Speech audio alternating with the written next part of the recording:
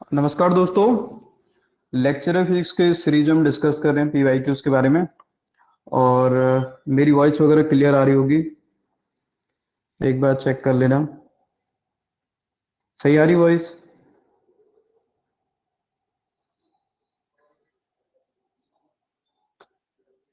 Okay, ठीक है। चलिए तो स्टार्ट करते हैं। कल हमने कुछ पीवाईक्यू डिस्कस करे तो उसी पीडीएफ को आगे बढ़ाते हैं और डिस्कस करते हैं। पीडीएफ आपको स्टडी मटेरियल में भी मिल जाएगा, वो रिकॉर्डेड फॉर्म में। बाकी आप अपलोड भी कर रखा मैंने ऐप पर, ठीक है, वहाँ से आप उठा सकते हैं।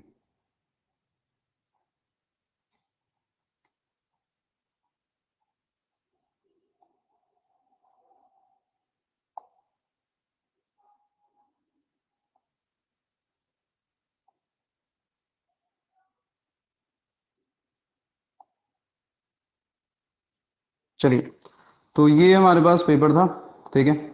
इसमें हमने ये सारी बातें डिस्कस कर ली हैं। आगे बढ़ाते हैं इसको, ठीक है। अच्छा, ये नेक्स्ट नेक्स्ट ये भी डिस्कस कर लिया है।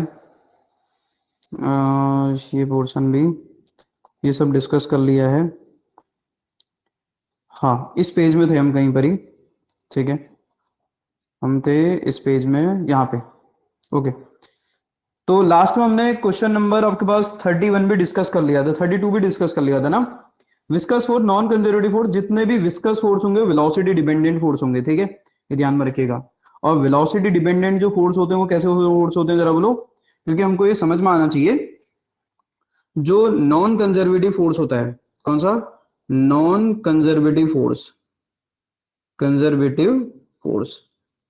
तो जो नॉन कंजर्वेटिव फोर्स होते हैं, एक्चुअल में क्या होता है कि वो सारे के सारे कैसे होते हैं जरा बोलो, वेलोसिटी डिपेंडेंट फोर्स होते हैं। और भी प्रॉपर्टीज होती हैं, और भी बातें होती हैं, बट वो वेलोसिटी डिपेंडेंट तो होंगे होंगे, ठीक है। नॉन कंजर्वेटिव फोर्स अगर हम बात करें, वो क्या होते हैं जरा बोलो, ये वेलोसिटी डिपेंडेंट होते हैं, वेलोसिटी डिपेंडेंट, डिपेंडेंट, ठीक है, वेलोसिटी डिपेंडेंट होंगे। और ये भी ध्यान में रखने वाली बात है कि अगर हम बात करें वेलोसिटी डिपेंडेंट, जैसे विस्कस फोर्स आपने देखा होगा, विस्कस फोर्स की जो वैल्यू आती है वो हमारे पास कितनी निकल के आती है, ये आती है हमारे पास क्या, एक minute,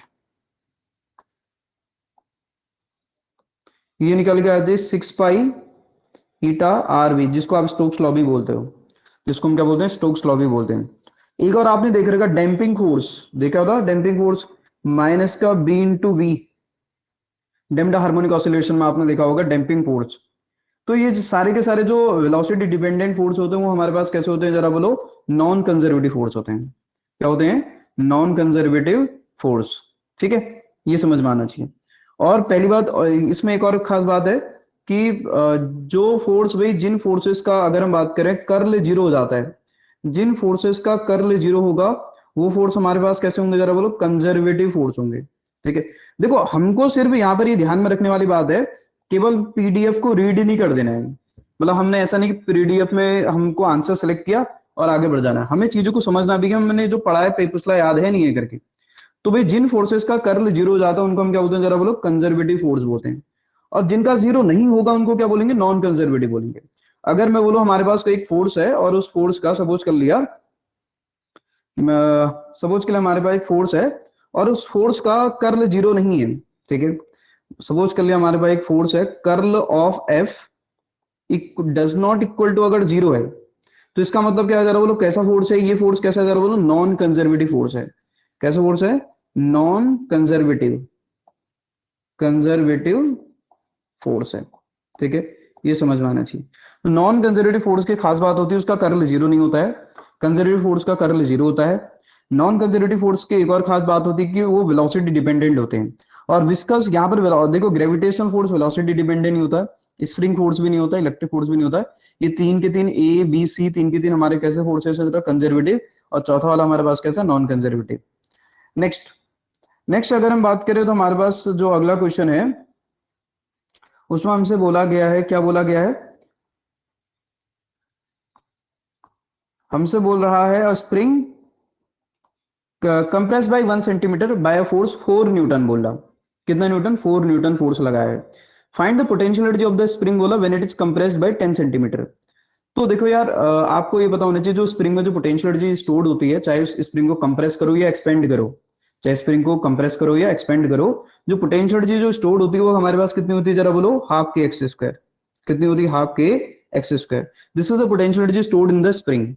this is the potential energy stored in the spring. It is always positive. It is always positive, ध्यान में रखने वाले, क्योंकि के पॉजिटिव होता है और एक्स का स्क्वायर होता है। चाहे आप एक्स को एक्सपेंड करोगे तो पॉजिटिव आएगा, कंप्रेस करोगे एक्स नेगेटिव आएगा, बट क्योंकि उसका स्क्वायर ही हो रहा है तो ऑलवेज हमें देखने को मिलेगा कैसी आएगी, पॉजिटिव आएगी। अब यहाँ खास बात है कि हमें के भी नहीं पता, एक्स भी नहीं पता। अच्छा, एक्स को तो दे रखा है, कितना कंप्रेस करना है करके, एक्स को तो दे रखा है 10 सेंटीमीटर है, लेकिन हमको क्या नहीं पता, के नहीं पता है। तो लेकिन उसने के कैलकुलेट करने के लिए एक लाइन लिखी हुई है। क्या लाइन लिखी हुई है के कैलकुलेट करने के लिए? कि भाई 1 सेंटीमीटर जब उसको हमने कंप्रेस करा है तो फोर्स कितना लगा, 4 न्यूटन। हमको पता है कि स्प्रिंग में जो फोर्स डेवलप होता है जिसको हम रिस्टोरिंग फोर्स बोलते हैं, वो कितना होता है, जरा बोलो, माइनस ऑफ क्या होता है, के एक्स होता है। कितना होता है, के एक्स। फोर्स की वैल्यू हमारे पास कितनी है? फोर्स की वैल्यू हमारे पास है 4 न्यूटन। ठीक है, फोर्स की वैल्यू हमारे पास कितनी है, 4 न्यूटन। और के हमें कैलकुलेट करना है। हम मैग्नीट्यूड ही कैलकुलेट करेंगे तो नेगेटिव साइन को आप यहाँ पर यूज करने की जरूरत नहीं है, नेगेटिव साइन को आप हटा सकते हो। तो हमारे पास कितना आएगा, के, और एक्स की वैल्यू कितनी आ जाएगी, 1 सेंटीमीटर। 1 सेंटीमीटर को मीटर में कन्वर्ट करेंगे तो कितना हो जाएगा, 10⁻²। तो यहाँ से के की वैल्यू कितनी आ जाएगी हमारे पास, कितनी आ जाएगी, 400 न्यूटन पर क्या आ जाएगा, मीटर आ जाएगा। This is the value of के। अब के की वैल्यू पता चल गई तो यू तो हमारे पास आ जाएगा, यू की वैल्यू होती है हाफ के एक्स स्क्वायर। के की वैल्यू हमारे पास कितनी, 400 इंटू एक्स। एक्स की वैल्यू हमारे पास कितनी है, कितना कंप्रेस करा उसने, एक्स इक्वल टू 10 सेंटीमीटर। तो कितना, 10 इंटू 10⁻²² हो जाएगा। तो 10⁻⁻1 लिख सकते हो। ऐसा लिखोगे ना, 10 इंटू 10⁻² का स्क्वायर लिखोगे कन्वर्ट करने के लिए। तो यू इक्वल हमारे पास कितना आ जाएगा, यहाँ से यू की वैल्यू आ जाएगी, यहाँ से इसको कैंसिल आउट कर दो, ये आ जाएगा 200। और ये आ जाएगा 10⁻⁻1 का स्क्वायर, तो 10⁻²आ जाएगा। इससे ये कैंसिल आउट हो जाएगा। तो यू की वैल्यू आ जाएगी हमारे पास क्या, 2 जूल। तो 2 जूल ऑप्शन में है। तो ये हो जाएगा सही आंसर। ठीक है, समझ में आया?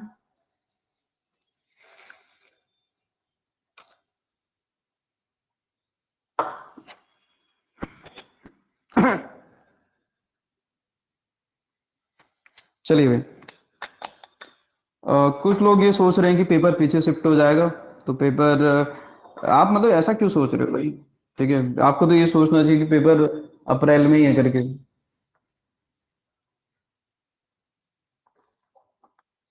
तो पेपर एक पीछे पीछे कुछ शिफ्ट नहीं होगा। ठीक है, ये ध्यान में रखना। नेक्स्ट अगर हम बात करें किसके बारे में, अगला जो हमारा क्वेश्चन है, देखिए, अगला क्वेश्चन हमसे कह रहा है Kepler second law is the consequence of, किसका परिणाम है कह रहा ना, केपलर सेकंड लॉ। तो केपलर सेकंड लॉ क्या है कि एरियल वेलोसिटी, ठीक है, मैं हर बात को मेंशन करते चले जाऊंगा। क्वेश्चन नंबर 34 हम डिस्कस करें। एरियल वेलोसिटी जो होती है वो होता है कांस्टेंट होती है। क्या होती है एरियल वेलोसिटी, क्या होती है, कांस्टेंट होती है। और होती कितनी है एरियल वेलोसिटी, ये डीए बाई डी टी हमारे पास क्या है, एरियल वेलोसिटी। ये क्या, जरा बोलो, एरियल वेलोसिटी। जो एरियल वेलोसिटी होती है ये हमारे पास कैसी होती है, बोलता है कांस्टेंट होती है। और होती कितनी है, एल बाई कितनी, 2m। कितनी होती है, 2m। तो अब किसका, भाई अब आपको पता है कि एम क्या, मास ऑफ आपके पास प्लेनेट है, एल क्या, एंगुलर मोमेंटम है। तो यानी कि यहां से हम लिख सकते हैं जो D A by D T हमें देखने को मिल रहा है वो क्या हो जाएगा, एल बाई कितना, 2m। तो एंगुलर मोमेंटम, ये जो एंगुलर मोमेंटम है आपके पास ये क्या है, कांस्टेंट होता है, तभी जाके हम बोलते हैं D A by D T क्या होगा, जरा बोलो, कांस्टेंट होगा। एंगुलर मोमेंटम अगर आपके पास कांस्टेंट होगा तो ही हम बोलेंगे क्या, D A by D T क्या आएगा, कांस्टेंट आएगा। तो ये किसका रिजल्ट है, जो केपलर सेकंड लॉ है वो मेनली किसका रिजल्ट है। हम एरियल वेलोसिटी कांस्टेंट किसकी वजह से बोल रहे हैं, एंगुलर मोमेंटम कांस्टेंट की वजह से। ये जो एल है इसको हम क्या बोलते हैं, एंगुलर मोमेंटम। क्या बोलते हैं, एंगुलर मोमेंटम, जिसकी वैल्यू आप एमवीआर लिखते हो। और ये क्या होता है, जरा बोलो, कांस्टेंट होता है। कैसा होता है, एल हमारा कांस्टेंट होता है। ठीक है, ये समझ में आना चाहिए। तो आपके पास क्या लिखेंगे हम सीधे से, conservation of angular momentum. Reason क्या है शिफ्ट होने का? हाँ वही, मतलब रीजन कुछ नहीं है शिफ्ट होने का, लेकिन कुछ लोगों को लग रहा है कि जैसे कि अभी वो नहीं आया ना, जैसे और सब्जेक्टों की वो नहीं आई है, डेट नहीं आई है। सिर्फ एक फिजिक्स और सोशियोलॉजी है, क्या है सब्जेक्ट, समाज शास्त्र को क्या बोलते हैं, हाँ शायद उसी की डेट आई है। और किसी की डेट नहीं आई ना अभी तक का, कुछ भी नहीं आया है। दो ही सब्जेक्टों की तो डेट आई है शायद अभी तक का। तो लोगों को लग रहा है कि औरों की भी आएगी और ये पीछे शिफ्ट होगा करके, तो ऐसा तो कुछ भी नहीं होगा। इसको नोट कर लो भाई, ठीक है, इसको नोट कर लो, मैं फिर इरेज करूंगा। चलिए भाई इसको मैं हटा रहा हूं, क्लियर ऑल, ठीक है। अगर हम बात करें नेक्स्ट, हमसे बोला an artificial satellite is moving in a circular orbit बोल रहा है, अराउंड द अर्थ बोल रहा है, ठीक है। फिर क्या कह रहा है, its speed is equal to half the magnitude of escape velocity बोल रहा है फ्रॉम द अर्थ बोल रहा, height of the satellite above the earth surface. सबसे पहले आपको ये बताना चाहिए स्केप वेलोसिटी क्या होती है करके।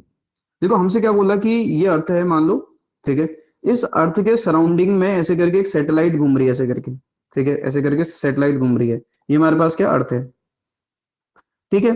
सैटेलाइट कहीं पे घूम रही होगी आर आर डिस्टेंस पर, सेंटर से आर डिस्टेंस पर, ऐसे करके इसकी वेलोसिटी वी नॉट है। देखो ये ऑर्बिटल वेलोसिटी है, ठीक है, ऑर्बिटल वेलोसिटी। बट ये ऑर्बिटल वेलोसिटी जो है कह रहा है आपके पास, ये किसके इक्वल है, कह रहा स्केप वेलोसिटी के जस्ट हाफ है कह रहा है।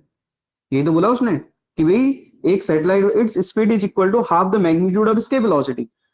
अब स्केप वेलोसिटी क्या होती है, स्केप वेलोसिटी हमने पढ़ रखी भाई, जब किसी ऑब्जेक्ट को अर्थ के सरफेस से फेंका जाता है तो उसकी जो वेलोसिटी आती है 2gm डिवाइडेड बाय क्या आती है, आर आती है, क्या आती है, 2gm by R. This is the value of escape velocity, this is the relation of, ये क्या है जरा बोलो, स्केप वेलोसिटी। तो स्केप वेलोसिटी का हमारे पास ये फॉर्मूला है, ठीक है। अब हमसे क्या बोला, कुछ नहीं, अब देखो देखो वैसे वी होता क्या, वी नॉट क्या होता है, वी नॉट आप निकाल सकते हो, वी नॉट वैसे आपको पता भी होना चाहिए कि भाई वी नॉट निकालना कोई बहुत बड़ी बात नहीं। वी नॉट जो होगा भाई, यहाँ पर आप क्या करते हो, सेंट्रीपिटल फोर्स को किससे बैलेंस करा देखो जरा बोलो, ग्रेविटेशनल फोर्स किसके बीच, mass of earth into settle mass of satellite divided by R square. तो यहाँ से यार ये कैंसिल आउट हो जाएगा, इससे ये कैंसिल आउट हो जाएगा, तो वी नॉट की जो वैल्यू आ जाएगी हमारे पास कितनी आ जाएगी, जीएम बाई कितना आ जाएगा जरा बोलो, R. This is the value of orbital velocity.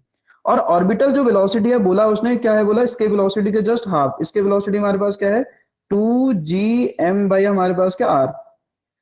What is capital R, R is the radius of earth, R is the radius of earth, ये भाई आर रेडियस ऑफ अर्थ है।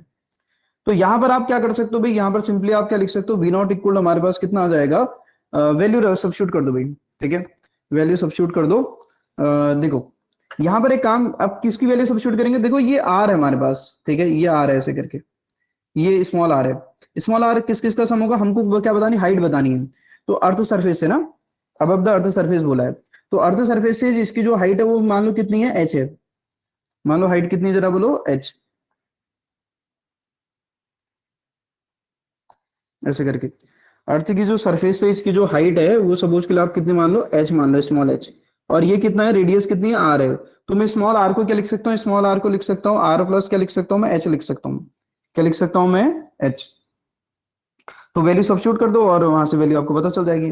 तो देखिए इन दोनों को आप इक्वेट कर दो, ये मैंने कहाँ रखा है, क्योंकि वी नॉट की वैल्यू जीएम बाई आर है और इसी को क्या बोला उसने, 1/2 वी जी बाई आर बोला है। तो यहाँ इसकी वैल्यू रख दो, दोनों का तरफ स्क्वायर भी कर दो।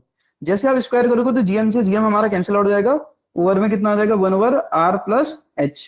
दोनों को स्क्वायर भी कर दो, यहाँ पर इसकी वैल्यू रख करके ये कितना आ जाएगा, 1/4 आ जाएगा, और ये कितना आ जाएगा, 2, कितना आ जाएगा, जीएम से जीएम कैंसिल आउट हो जाएगा स्क्वायर करने के बाद, 2 आ जाएगा डिवाइडेड बाय कितना आएगा, आर आ जाएगा, इससे ये कैंसिल आउट हो जाएगा। तो कितना आ जाएगा, ये आ जाएगा 2r इक्वल टू कितना आएगा, आर प्लस एच, और एच की वैल्यू कितनी आ जाएगी, आर आ जाएगी। ठीक है, अच्छा क्वेश्चन है, ठीक है, अच्छा क्वेश्चन है जो कि आपको घुमा सकता है। तो इसमें समझने वाली बात है कि जो उसने बोला है वही हमको लिखना होता है। ऑर्बिटल वेलोसिटी कितनी है बोला है, इसके वेलोसिटी की जस्ट हाफ, तो लिख दिया, इसके वेलोसिटी होती क्या, 2gm बाई आर। आपने भी पढ़ भी रखा है सारा रिलेशन, ठीक है, हर रिलेशन को हमने मेंशन किया है, ठीक है।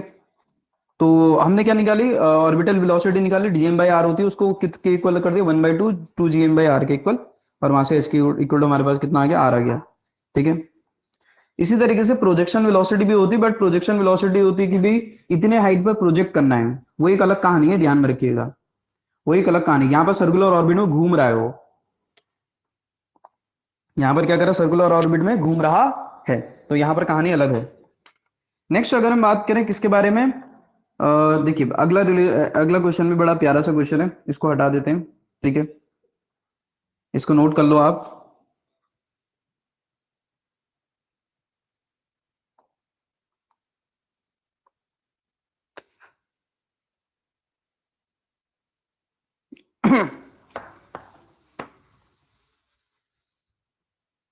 चलिए भाई, तो नेक्स्ट अगर हम बात करें किसके बारे में, यहाँ पर हमसे बोला अ सैटेलाइट, ठीक है, हमसे बोला क्या, अ सैटेलाइट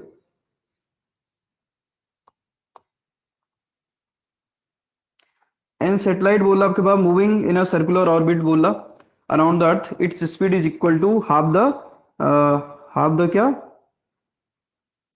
अच्छा ये तो हो गया हमारा नीचे। अच्छा अगला वाला क्वेश्चन भी सेटेलाइट वाला ही है। A satellite has the kinetic energy K, potential energy V and total energy E, which of the following statement is true बोला। देखो हमको यहाँ पर कहानी पता होनी चाहिए, जो बेसिक रिलेशन हो वो याद होनी चाहिए, अगर वो याद होंगे तो हमारा काम बन जाएगा।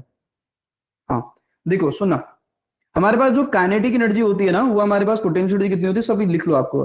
काइनेटिक एनर्जी जो हमारे पास आती है हाफ एम वी स्क्वायर, अभी आपने निकाली थी ना, half m m m v निकाला था, वी यानी कि ऑर्बिटल वेलोसिटी कितनी थी, G M by R, G M by हमारे पास क्या आर। ये ध्यान में रखिएगा, ऑर्बिटल जो वेलोसिटी होती है वो ऑब्जेक्ट के मास पे डिपेंड नहीं करती है, ठीक है। तो कितना आ जाएगा, वन बाई आपके पास G capital M small M divided by कितना, this is two R, G M by R हमने रख दिया अभी। Kinetic energy half M V square कर करके। पोटेंशियल एनर्जी कितनी होती है दो पार्टिकल के बीच में, माइनस का G capital M small M divided by कितना आ जाएगा आर।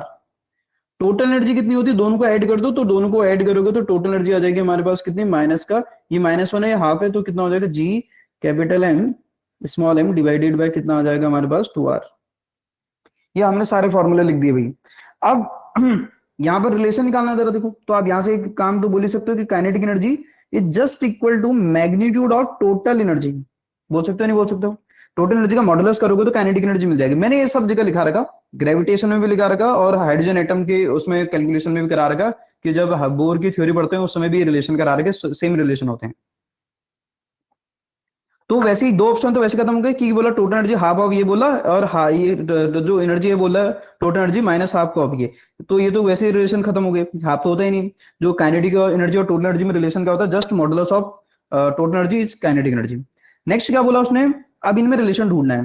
देखो यहाँ पर हम क्या लिख सकते हैं ना, अगर मैं इसको टू से मल्टीप्लाई कर दूं, टोटल एनर्जी को टू से मल्टीप्लाई कर दूं, तो टू से मल्टीप्लाई करने के बाद क्या मिल जाएगी, पोटेंशियल एनर्जी मिल जाएगी। तो इसका मतलब two times of total energy is equal to, total energy is equal to potential energy.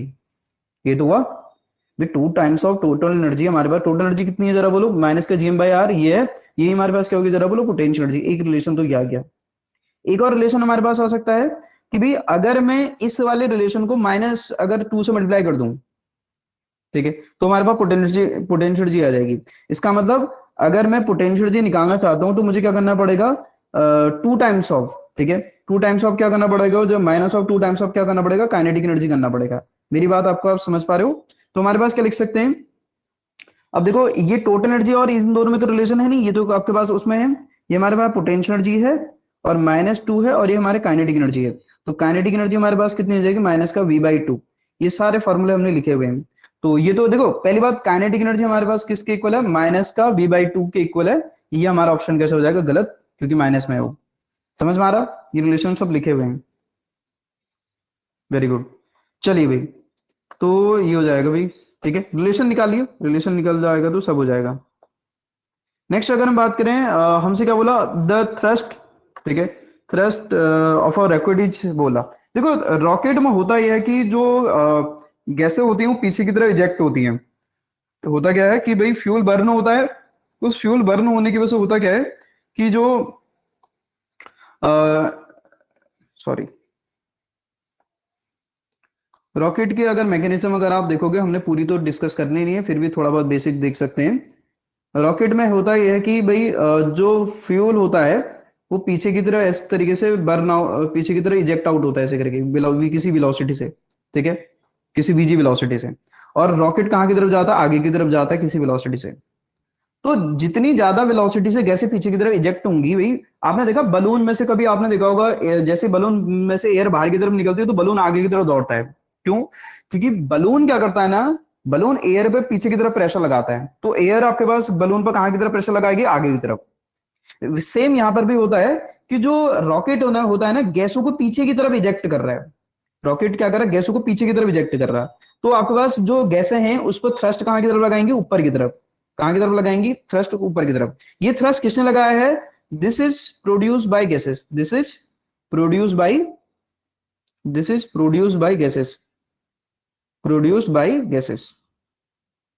ये कौन लगाता है? गैस लगाता है। रॉकेट गैसों को पीछे की तरफ फेंकता है, गैसें रॉकेट को आगे की तरफ फेंक सकते हो, आप ऐसा बोल सकते हो। क्यों? By Newton third law. किसके according? By Newton's third law. Newton's third law, action reaction third law. ठीक है। तो ये क्या है? Gravitational force acting on the rocket बोल रहा नहीं भाई। ग्रेविटेशनल फोर्स से थोड़ी थ्रस्ट लगता है भाई। थ्रस्ट किस वजह से आता है कह रहा ना, इसकी वजह से थोड़ी आता है।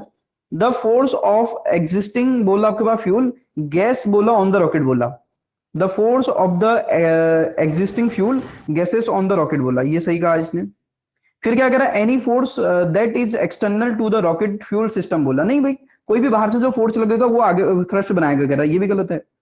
फिर कह रहा force that arises from the reduction of mass of the rocket fuel system, नहीं। ठीक है, ये भी आपके पास ऑप्शन नहीं है। मेन क्या है कि आपके पास मास का रिडक्शन हो रहा, सही बात है, लेकिन ये लेकिन जो मेन जो थ्रस्ट प्रोवाइड होता है किसकी वजह से होता है? गैसों के वजह से। ठीक है, गैस के बर्न होने की वजह से या फिर गैसों के इजेक्ट आउट होने की वजह से। ठीक है, तो आप क्या लिखोगे? सही ऑप्शन हमारा क्या हो जाएगा? बी हो जाएगा सही। कौन सा ऑप्शन सही हो जाएगा? बी। ठीक है,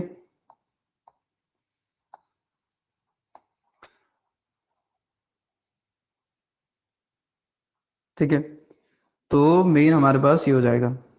नेक्स्ट अगर हम बात करें, energy of the electromagnetic wave in vacuum is given by बोला। एनर्जी आपको बताइए यार, एनर्जी कितनी होती है? इलेक्ट्रिक फील्ड प्लस हमारे पास क्या? Magnetic field. और इलेक्ट्रिक फील्ड में हमारे पास होती है 1/2 एप्सिलॉन नॉट इंटू कितना इन, देखो ई स्क्वायर, प्लस कितना होगा 1/2 हमारे पास कितना बी स्क्वायर बाई कितना म्यू नॉट, कितना म्यू नॉट। ठीक है, दिस इज द वैल्यू। तो ये तो ऑलरेडी आप पता ही आपको, ये हमारा ऑप्शन डी हो जाएगा।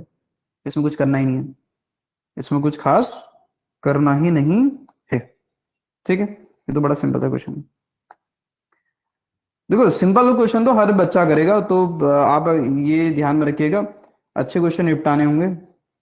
कैसे क्वेश्चन निपटाने होंगे? अच्छे वाले। Next, the direction of electromagnetic wave is given by, आपको बताइए यार, डायरेक्शन पॉइंटिंग वेक्टर से देते हैं। डायरेक्शन किससे देते हैं? डायरेक्शन का जो मेन रोल होता है, डायरेक्शन जो दी जाती है, डायरेक्शन दी जाती है पॉइंटिंग वेक्टर से। किससे? पॉइंटिंग वेक्टर से। Poynting vector. ठीक है, पॉइंटिंग आपके पास जो है ऑलरेडी आपको बताइए, साइंटिस्ट का नाम है इलेक्ट्रोडायनेमिक्स में जिनने पॉइंटिंग थ्योरम दी थी। ठीक है, अगर हम बात करें किसके बारे में यहाँ पर, पॉइंटिंग वेक्टर जो होता है ये कितना होता है? 1/, कितना म्यू नॉट। मैंने आपको बताया, इससे एक रिलेटेड क्वेश्चन भी करा रहे कैसे डिसाइड करते हैं करके, ई क्रॉस बी। तो यहाँ पर अगर आप समझ पा रहे हैं, तो जो ई क्रॉस बी है, ठीक है, ई क्रॉस बी क्या है? ऐसे ये क्या है? डायरेक्शन ऑफ ईएम वेव है, डायरेक्शन ऑफ ईएम वेव है। या फिर आप ऐसा भी बोल सकते हो, एनर्जी फ्लो की जो डायरेक्शन बताने का जो काम करेगा, ठीक है, एनर्जी फ्लो की जो डायरेक्शन बताता है वो कौन सा होता है? एस वेक्टर होता है। भी जिस डायरेक्शन में एनर्जी फ्लो करेगी उसी डायरेक्शन में ईएम वेव भी जाएगी। तो मेनली एस वेक्टर क्या रोल प्ले करता है? ये। तो अब ये किस पे डिपेंड कर रहा है जरा बोलो। और हमने ऐसे क्वेश्चन करे भी हैं जहां पर हम क्या लिखते हैं डायरेक्टली, हम लिखते हैं कि जो एस वेक्टर है is it is just equal to E cross B. हम सिर्फ इतना ही लेते हैं क्वेश्चन को सॉल्व करते हैं, तो सिर्फ इतना, क्योंकि हमारे डायरेक्शन निकालने के लिए, मतलब डायरेक्शन ये तो कांस्टेंट है ना, डायरेक्शन निकालने के लिए E cross B equal to S, तो हमारे पास डायरेक्टली हो जाएगा ये। ठीक है, बिल्कुल। नेक्स्ट अगर हम बात करें, electromagnetic wave radiation are decreasing order of frequency in the following. देखो इलेक्ट्रोमैग्नेटिक वेव का स्पेक्ट्रम आपको याद होना चाहिए। ठीक है, स्पेक्ट्रम आपको क्या होना चाहिए? याद होना चाहिए। अगर स्पेक्ट्रम अगर याद नहीं होगा तो दिक्कत होगी। उसको अरेंज कर दो। ठीक है, उसको क्या कर दो? अरेंज कर दो। ई क्रॉस भी होता है, ये ध्यान में रखिएगा। हम सिर्फ इतने से पता कर लेते हैं डायरेक्शन, डायरेक्शन का रोल तो इतने से होता है। ठीक है, वो तो एग्जैक्ट वैल्यू आ जाएगी उससे। नेक्स्ट, अब अगर हम बात करें किसके बारे में, यहाँ पर हमसे बोला है, देखो हमको पता होना चाहिए, सबसे इधर होती है गामा रेज, फिर होती है एक्स रेज, फिर होती है यूवी रेज, फिर होता है विबग्योर, VIBGYOR, फिर होता है हमारे पास क्या? IR, फिर हमारे पास क्या होता है? माइक्रोवेव। ठीक है, फिर हमारे पास क्या होता है? Radio wave. लिख लेना भाई, जिसको पता नहीं है लिख लेना। ठीक है, ये लिख लीजिएगा, फायदा मिलेगा इससे, बहुत सारे क्वेश्चन आएंगे आएंगे, आएंगे ही आएंगे। आप ये समझ लो ना भाई, 11 यूनिट है दोनों पेपर में, पहले पेपर में 11 यूनिट और 150 क्वेश्चन आने हैं। तो हर यूनिट से ये समझ लो कि यार 10-12 क्वेश्चन तो बनने बनने हैं, 10-12 क्वेश्चन तो बनने बनने हैं। देखो फिर अब कैसे ध्यान में रखना है ये तो मैंने बता दिया। अब ये किस ऑर्डर में अरेंज करा मैंने, इसी ऑर्डर में बताया भी होगा आपको। इधर वेवलेंथ बढ़ रही है, ठीक है, और दूसरा इधर की तरफ फ्रीक्वेंसी क्या होगी, इसका मतलब वेवलेंथ इधर की तरफ क्या हो रही? बढ़ रही है, तो फ्रीक्वेंसी क्या होगी? इसका मतलब घटेगी। फ्रीक्वेंसी क्या होगी? घटेगी। अब अरेंज कर दो, एक ऑर्डर याद कर लो इसमें से कोई भी। देखो, डिक्रीजिंग ऑर्डर ऑफ फ्रीक्वेंसी बोला है, क्या बोला, डिक्रीजिंग ऑर्डर ऑफ फ्रीक्वेंसी। सबसे कम फ्रीक्वेंसी आपके पास मतलब डिक्रीजिंग फ्रीक्वेंसी घटते हुए, सबसे ज्यादा किसकी होगी फिर, सबसे ज्यादा फ्रीक्वेंसी होगी इधर की तरफ, फ्रीक्वेंसी है हमारे पास घट रही है, इधर की तरफ बढ़ेगी, सबसे ज्यादा फ्रीक्वेंसी किसकी होगी हमारे पास, गामा रे की या फिर एक्सरेज की। अब खुद ही देख लो, इसमें एक्सरे है, हाँ है, सबसे ज्यादा फ्रीक्वेंसी किसकी होगी, एक्सरेज की होगी। ये तो आप देखो इनमें एक्सरे है ना, अब खुद ही देख लो, एक्सरे तो इधर है, इधर है, इधर है, इधर है, हमें क्या करना है, डिक्रीजिंग ऑर्डर ऑफ फ्रीक्वेंसी, तो सबसे ज्यादा डिक्रीजिंग ऑर्डर अगर सबसे छोटी लास्ट में आनी चाहिए, ठीक है। तो फ्रीक्वेंसी सबसे ज्यादा किसकी होगी, इसकी होगी, ये वैसे पता चल रहा है। फिर किसकी होगी, विजिबल की होगी, फिर इंफ्रारेड की होगी, और फिर रेडियो वेव की होगी, ये तो वैसे ही पता चल गया, ऑप्शन डी हो जाएगा। ठीक है, समझ आ गया, मेरी बात समझ आई, वैसे पता चल गया ना कि इनमें से देखो सबसे ज्यादा कौन है, एक्सरे वाला है। इधर देखो एक्सरे, ये एक्सरे है ऐसे इधर, एक्सरे की फ्रीक्वेंसी क्या होगी, सबसे ज्यादा होगी, क्योंकि इसकी वेवलेंथ क्या होती है, कम होती है। ठीक है, वैसे ही अरेंज हो गया। नेक्स्ट अगर हम बात करें, हमसे क्या बोल रहा है, angle of minimum deviation measured with the prism, बोला 30 डिग्री है। एंगल ऑफ मिनिमम डेविएशन जिसको हम क्या बोलते हैं, डेलम बोलते हैं, कितना है हमारे पास, जरा बोलो, 30 डिग्री है। कितना है, 30 degree. The angle of prism बोला, ए की वैल्यू कितनी देर की, 60 डिग्री देर की, क्या देर की, 60 degree. Refractive index of the prism of the material बोला, बड़ा सिंपल सा चूरन सा क्वेश्चन है, कितना आ जाएगा, साइन हमारे पास डेल एम प्लस ए, साथ साथ ही सॉल्व भी करते जाओ, डिवाइडेड बाई 2, पेपर बाद में प्रिंट आउट करा लेना, ठीक है। साइन हमारे पास कितना, a/2, this is the formula to finding refractive index of prism. तो एन इक्वल हमारे पास कितना आ जाएगा, साइन हमारे पास डेल एम प्लस ए, यानी कि कितना, नहीं देखो, दोनों को ऐड करो, डिवाइडेड बाई 2 कर दो, यानी कि कितना आ जाएगा, 45 आ जाएगा। डिवाइडेड बाई a/2 करोगे तो कितना आ जाएगा, साइन 30 आ जाएगा। बार बार लिखने की जरूरत नहीं पड़नी चाहिए। साइन 45 कितना होता है, 1/√2, और ये कितना होता है, 1/2, तो ऊपर चले जाएगा तो कितना आ जाएगा, √2। This is the answer.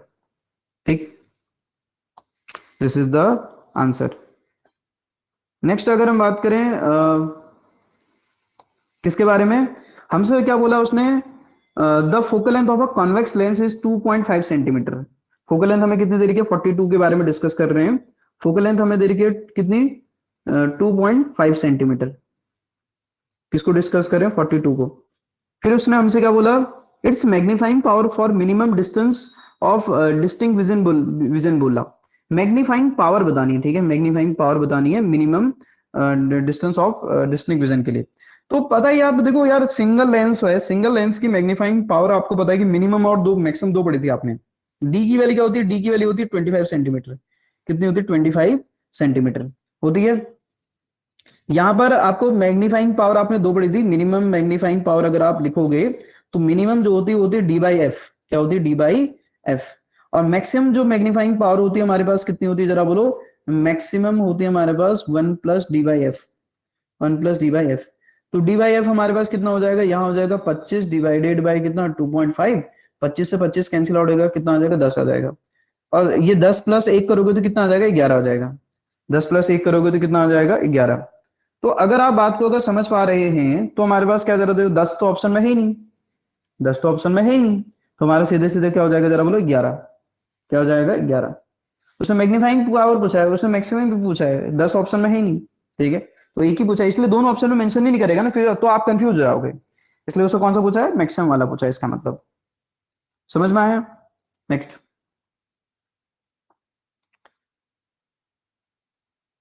अभी मेरा इसमें हाथ सेट नहीं है तो वो कहीं पर भी चले जा रहा है। मैंने इसमें पढ़ाया नहीं है ना कभी भी। किसमें, ये क्या कहते हैं, ऑनलाइन इसमें। इसमें थोड़ा चैलेंजिंग होता है पढ़ाना। अब उसमें ऐसा होता है, बोर्ड में फिर क्वेश्चन लिखना पड़ता है, फिर इरेज करना पड़ता है, फिर लिखना पड़ता है, उसमें बहुत लंबा टाइम लगता है। तो ज़्यादा कंफर्टेबल यही है, ठीक है।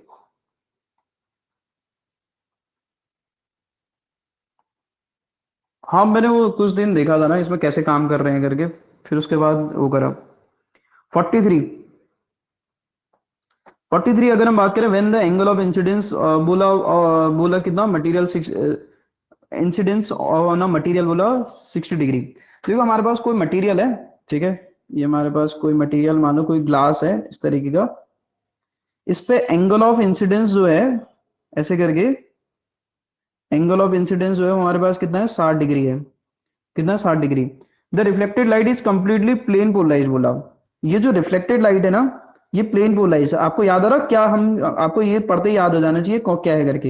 ये ब्रिस्टल लॉ के बारे में बात कर रहा है। The velocity of reflected light, देखो अब एक लाइट इधर भी तो जाती है ऐसे करके, जाती नहीं जाती, ये रिफ्लेक्टेड है रिफ्लेक्टेड है, ये आपको पता है कि रिफ्लेक्टेड है और ये क्या है, रिफ्लेक्टेड है, रिफ्लेक्टेड है। हमसे क्या बोला उसने, वेलोसिटी कितनी होगी बोला, इस ये जो नीचे की तरफ जा रही है इसकी। तो यार बड़ा आसान सा सिंपल सी बात है, इसकी जो वेलोसिटी होगी ना, इस लाइट रे की मीडियम में वेलोसिटी क्या होती है, मीडियम में जो वेलोसिटी होती है सी बाई एन, होती नहीं होती है, speed of light into n. Reflective index पता होना चाहिए इस मटेरियल का। अब रिफ्लेक्टिव इंडेक्स कैसे निकालोगे, उसने एक लाइन लिखी है कि भाई 60 डिग्री पर एंगल पे गिराने पर रिफ्लेक्टेड लाइट क्या होगी, कंप्लीटली प्लेन पोलराइज हो चुकी है। तो इसका मतलब भाई हम क्या लिख सकते हैं, ब्रुस्टल लॉ। ब्रुस्टल लॉ एक कहानी लिख सकते हैं हम,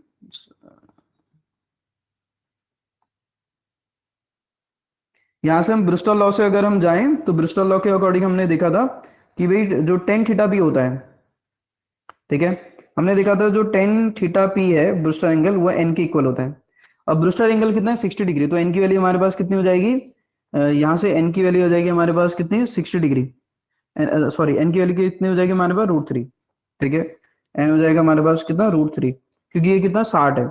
अब निकाल लो, तो v इक्वल हमारे पास कितना आ जाएगा, v की वैल्यू हमारे पास आएगी 3 × 10 की पावर कितना 8 डिवाइडेड बाय ये कितना √3, इससे कैंसिल आउट हो जाएगा, तो कितना आ जाएगा हमारे पास, √3 × 10 की पावर कितना 8 मीटर पर सेकेंड।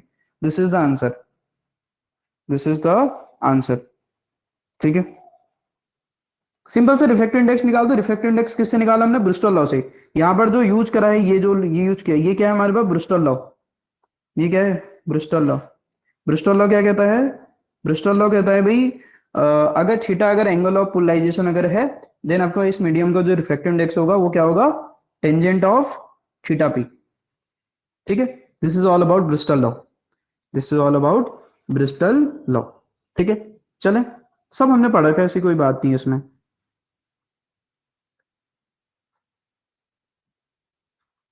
चलिए भाई, नेक्स्ट अगर हम बात करें किसके बारे में, देखिए इन वाईडी ऐसी बोला, यंग डबल स्लिट एक्सपेरिमेंट में हमसे बोला लाइट ऑफ वेवलेंथ, वेवलेंथ कितनी तरीके, लेमडा की वैल्यू हमको कितनी तरीके है, 6000 एंगस्ट्रॉम, कितनी तरीके है, 6000 एंगस्ट्रॉम, 6000 एंगस्ट्रॉम, ठीक है। फिर उसके बाद क्या बोला उसने यूनिट एंगस्ट्रॉम यूनिट दे रखा, is use to produce fringe width, बोला फ्रिंज विड्थ दे रखा, ध्यान से सुनिएगा, फ्रिंज विड्थ दे रखा है कितना दे रखा, 0.8 क्या मिलीमीटर, एट अ डिस्टेंस बोला 2.5, बोला कितने डिस्टेंस पे है, यानी कि कितने डिस्टेंस, ये 2.5 मीटर क्या दे रखा बताओ, तो ये कैपिटल डी दे रखा है, समझ में आ रहा, ऑर्डर भी मैंने कहा था मीटर में है, इसका मतलब कैपिटल डी दे रखा है, क्या दे रखा है, कैपिटल डी। नेक्स्ट अगर हम बात करें, if the whole apparatus is dipped in a liquid, हमने पूरा पढ़ रखा है रिफ्लेक्टिव इंडेक्स ऑफ 1 पॉइंट, क्योंकि रिफ्लेक्टिव इंडेक्स कितना हमारे पास 1 पॉइंट कितना 6, द फ्रिंज विड्थ बोला, देखो जब भी किसी सिस्टम को हम मीडियम में डिप करते हैं, तो मैंने कहा था जब नई फ्रिंज विड्थ आएगी वो सिंपली क्या होगी, जरा बोलो, पुरानी वाली fringe width divided by n, पुरानी वाली fringe width divided by n, पुरानी वाली कितनी है 0.8 mm डिवाइडेड बाय कितना एन, एन की वैल्यू कितनी 1.6, you have to cancel out this, तो हमारे पास कितना आ जाएगा, पॉइंट से पॉइंट हट जाएगा, यानी कि 1/2, यानी कि कितना 0.5 mm, कितना 0.5 mm, तो हो गया भाई काम खत्म, 0.5 mm हमारे पास है ऑप्शन में। नेक्स्ट अगर हम बात करें, विच of the following colour of visible light has longest wavelength, अरे यार विजिबल लाइट में विबग्योर होता है, और विबग्योर में ऑलरेडी आपको बताया कि भाई रेड कलर की वेवलेंथ क्या होती है सबसे ज्यादा, अभी थोड़ी देर पहले लिखा था, इसको क्या डिस्कस करें। Michelson interferometer was design to study, बोला आपने वैसे ये जो क्वेश्चन है स्पेशल थ्योरी ऑफ रिलेटिविटी का क्वेश्चन है, आपको पता होगा कि जो वो है कौन, हाइजेन है, हाइजेन बोलता है कि जो लाइट का जो प्रोपोगेशन होता है वो किस कौन से मीडियम में होता है, ईथर में होता है करके, मैंने बताया। हाइजेन ने क्या बोला था कि जो लाइट होती है इलेक्ट्रो वो होती है क्या, लॉन्गिट्यूडनल वेव होती है, लाइट जो है वो लॉन्गिट्यूडनल वेव है, और उसको चलने के लिए मीडियम की जरूरत होती है, और ये जो मीडियम मीडियम होता है, कौन सा मीडियम होता है, ईथर होता है, कौन सा होता है, ल्यूमिनिफेरस मीडियम होता है, ये कौन सा होता है, मीडियम। आपको सर ऐसा क्यों बोला होगा उसने, भाई साहब क्योंकि उसने लाइट को लॉन्गिट्यूडनल वेव बोला है, यानी कि मैकेनिकल वेव की तरह ट्रीट कर रहा है, और मैकेनिकल या वेव की तरह का ट्रीट करेगा तो मैकेनिकल वेव को मीडियम की रिक्वायरमेंट होती है। तो वो बोलता है कि ये जिस मीडियम में चल रही है वो एक तरीके का हाइपोथेटिकल मीडियम है, कुछ ना कुछ है, मान के चलता है वैसा कि ल्यूमिनिफेरस मीडियम है करके, ठीक है। और इस मीडियम को लेके हुए चलते हुए कैलकुलेशन करता है। लेकिन बाद में माइकलसन साहब आते हैं, ठीक है, माइकलसन आपके पास माइकलसन आते हैं और माइकलसन जो है एक सेटअप तैयार करते हैं। वो पूरा, अगर आप कहोगे सर वो मेरे को पूरा लेक्चर समझना है कि ये कैसे डिजाइन करते हैं, क्या करते हैं और बाद में क्या उसका रिजल्ट आता है, अगर आप कहोगे तो मैं पूरा लेक्चर दे दूंगा उसका, ठीक है। माइकलसन इंटरफेरोमीटर का पूरा लेक्चर है, एक घंटे 56 मिनट का, 45 मिनट का, 46 मिनट का, इतना बड़ा लेक्चर है, ठीक है। आप कहोगे तो मैं दे दूंगा। तो पूरे एक्सपेरिमेंट में वो पूरी कैलकुलेशन करते हैं, वहां से बहुत सारी नई बातें भी पता चलती हैं। और उसमें एक बात ये क्लियर हो जाती है कि भाई जिस टाइप की मीडियम के बारे में हाइजीन बोल रहे थे, इस टाइप का किसी भी तरीके का कोई मीडियम एग्जिस्ट करता नहीं है, ठीक है। लेकिन मेनली वो कर क्या रहे थे, किसकी मतलब किसकी स्टडी कर रहे थे वो, जो हाइजीन ने बोला था कि ईथर है करके, ठीक है, उसकी स्टडी करने के लिए आपको उन्हें डिजाइन किया था। कौन, क्या, माइकलसन इंटरफेरोमीटर, ठीक है। तो ये नॉर्मल सी बात है। एलटी वाले उसमें मैंने पढ़ाया भी था बट इसमें मेंशन नहीं था तो मैंने पढ़ाया नहीं, खाली हमारा टाइम वेस्ट हो जाएगा करके इसके बारे में, ठीक है। नेक्स्ट अगर हम बात करें, when white light pass through a double slit बोला है, विच of the following becomes true बोला, स्टेटमेंट ट्रू बोला। तो ये बहुत ही प्यारा क्वेश्चन है ये भी, ठीक है। मैं इसके बारे में जो है अगर आप, मैं इससे रिलेटेड एक फोटो ग्रुप में भेज रहा हूँ, उस फोटो को आप देखना, ठीक है। इस क्वेश्चन से रिलेटेड मैं एक फोटो ग्रुप में भेज रहा हूँ, ईच उस फोटो को आप ओपन करके देख सकते हैं। कौन सी फोटो, अगर यहां से अगर हम बात करें, मैंने एक फोटो भेजी है ग्रुप में। अच्छा देखो, हमने जो इंटरफेरेंस देखा था ना, पहले ध्यान से सुन लो फिर उस फोटो को देखना, पहले ध्यान से सुन लो। हमने, दिख रही फोटो ग्रुप में, हाँ, अभी मेरे मैं जो पहले बोल रहा हूँ उसको सुन लो।